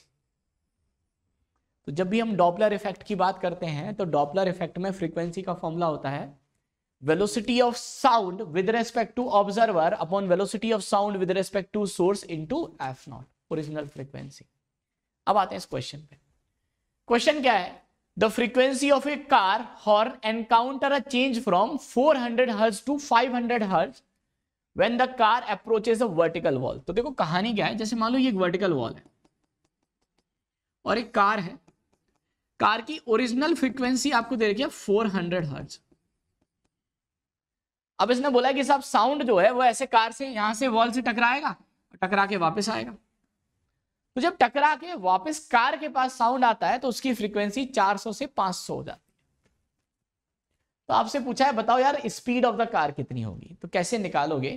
तो देखो सबसे पहले आपको frequency में यहां 2 बार चेंज होगा। पहली बार जब साउंड सोर्स से वॉल की तरफ जाएगा तो वॉल कितनी फ्रीक्वेंसी का साउंड रिसीव करेगा वो निकाले, इसको f' बोल देता हूं। कैसे लिखोगे, साउंड कहां से आएगा, सोर्स से ऑब्जर्वर, तो सोर्स से ऑब्जर्वर मान लेते हैं c, है ना। सोर्स हो गया हमारे पास कार और ऑब्जर्वर हो गया वॉल, तो f' कैसे लिखोगे, the velocity of sound with respect to observer, observer wall है तो 0, upon velocity of sound with respect to source, source है कार और कार की स्पीड को v मान लेता हूं, तो that is c minus v into f0। ये तो frequency received by the wall हुई। अब क्या होगा, वॉल जितनी फ्रीक्वेंसी के साउंड को रिसीव करेगा उतने के को ही ये दोबारा से रिफ्लेक्ट करेगा। तो अब होगा क्या, जो कार है ना, जो कितनी वेलोसिटी से जा रही है v से, अब इसको लगेगा कि यार साउंड जो है इस वॉल से आ रहा है, ऐसे आ रहा है, तो वॉल सोर्स की तरह से काम करेगी और ये ऑब्जर्वर की तरह से काम करेगा। तो एफ डबल डैश अब कितनी फ्रीक्वेंसी रिसीव करेगा, तो साउंड यहां से यहां आएगा, दैट इज सी। तो ये आएगा वेलोसिटी ऑफ साउंड, तो फ्रीक्वेंसी कितनी होगी, velocity of sound with respect to observer, with respect to observer, तो C plus V upon velocity of sound with respect to source, source हो गया wall, that is 0, into wall की original frequency F dash, और F dash आपको पता है that is C upon C minus V into F. यहां से देखोगे ना तो ये वाली टर्म कैंसिल आउट हो जाएगी, तो आपके पास आएगा F double dash is equals to C plus V upon C minus V, C plus V upon C minus V into F naught. बस हो गया क्वेश्चन खत्म। एफ डबल डैश को देखोगे तो कार जो फ्रीक्वेंसी को रिसीव कर रहा है वो दे रखा है 500 is equal to C plus V upon C minus V into F naught की वैल्यू कितनी दे रखी है 400, और यहां से सॉल्व करोगे तो बहुत आसानी से आ जाएगा। आपके पास ये चला गया तो ये बना 5c minus 5v is equal to 4c plus 4v, तो कितना हुआ ये c is equal to 9v, v is equal to c by 9, ये आंसर आएगा। c की वैल्यू आपको दे रखी है कितनी 330 बाय 9, लेकिन ये आएगा मीटर पर सेकेंड, मुझे कन्वर्ट करना है किलोमीटर पर आवर में, और किलोमीटर पर आवर में कन्वर्ट करने के लिए मुझे इसको 18 बाय 5 से डिवाइड करना पड़ेगा, तो ये आंसर आ जाएगा आपके पास, दैट इज इक्वल टू 2, और ये चला जाएगा। सबको बात आ रही है समझ में? तो ये कुछ इंपॉर्टेंट टॉपिक हम लोगों ने कवर किए, तो मैंने ट्राई किया कि आपको हर एक तरह का, हर एक प्रोफाइल का क्वेश्चन मिल पाए, तो उम्मीद करता हूँ आपको बहुत ज़्यादा क्रिस्टल क्लियर हुई होंगी चीज़ें, और रिमेनिंग कुछ टॉपिक अगर रह गए हैं तो आप उसकी खुद से प्रैक्टिस करें, और इस वीडियो को हर एक बच्चे से शेयर करना ना भूलें, क्योंकि हर एक बच्चे को इसकी ज़रूरत है। लास्ट टाइम पर पूरा वीडियो देखें, हर एक क्वेश्चन के, हर एक कॉन्सेप्ट को समझने की कोशिश करें, तो बहुत बहुत आप लोगों को मैं उम्मीद करता हूं कि आप लोगों का एग्जाम बहुत अच्छे से जाए, तो आपको बहुत बहुत शुभकामनाएं देता हूं इसके लिए। तो बढ़िया से अपनी पढ़ाई करें, अपने एग्जाम को बहुत अच्छे से देने की कोशिश करें, और बिल्कुल घबराएं नहीं, जितना भी आप मैक्स टू मैक्स परफॉर्म कर सकते हैं वो करने की कोशिश करें, ट्राई करें आपके लाइफ का सबसे बेस्ट परफॉर्मेंस आपके एग्जाम में आए। तो मिलते हैं नेक्स्ट वीडियो में, thank you so much, bye bye, take care.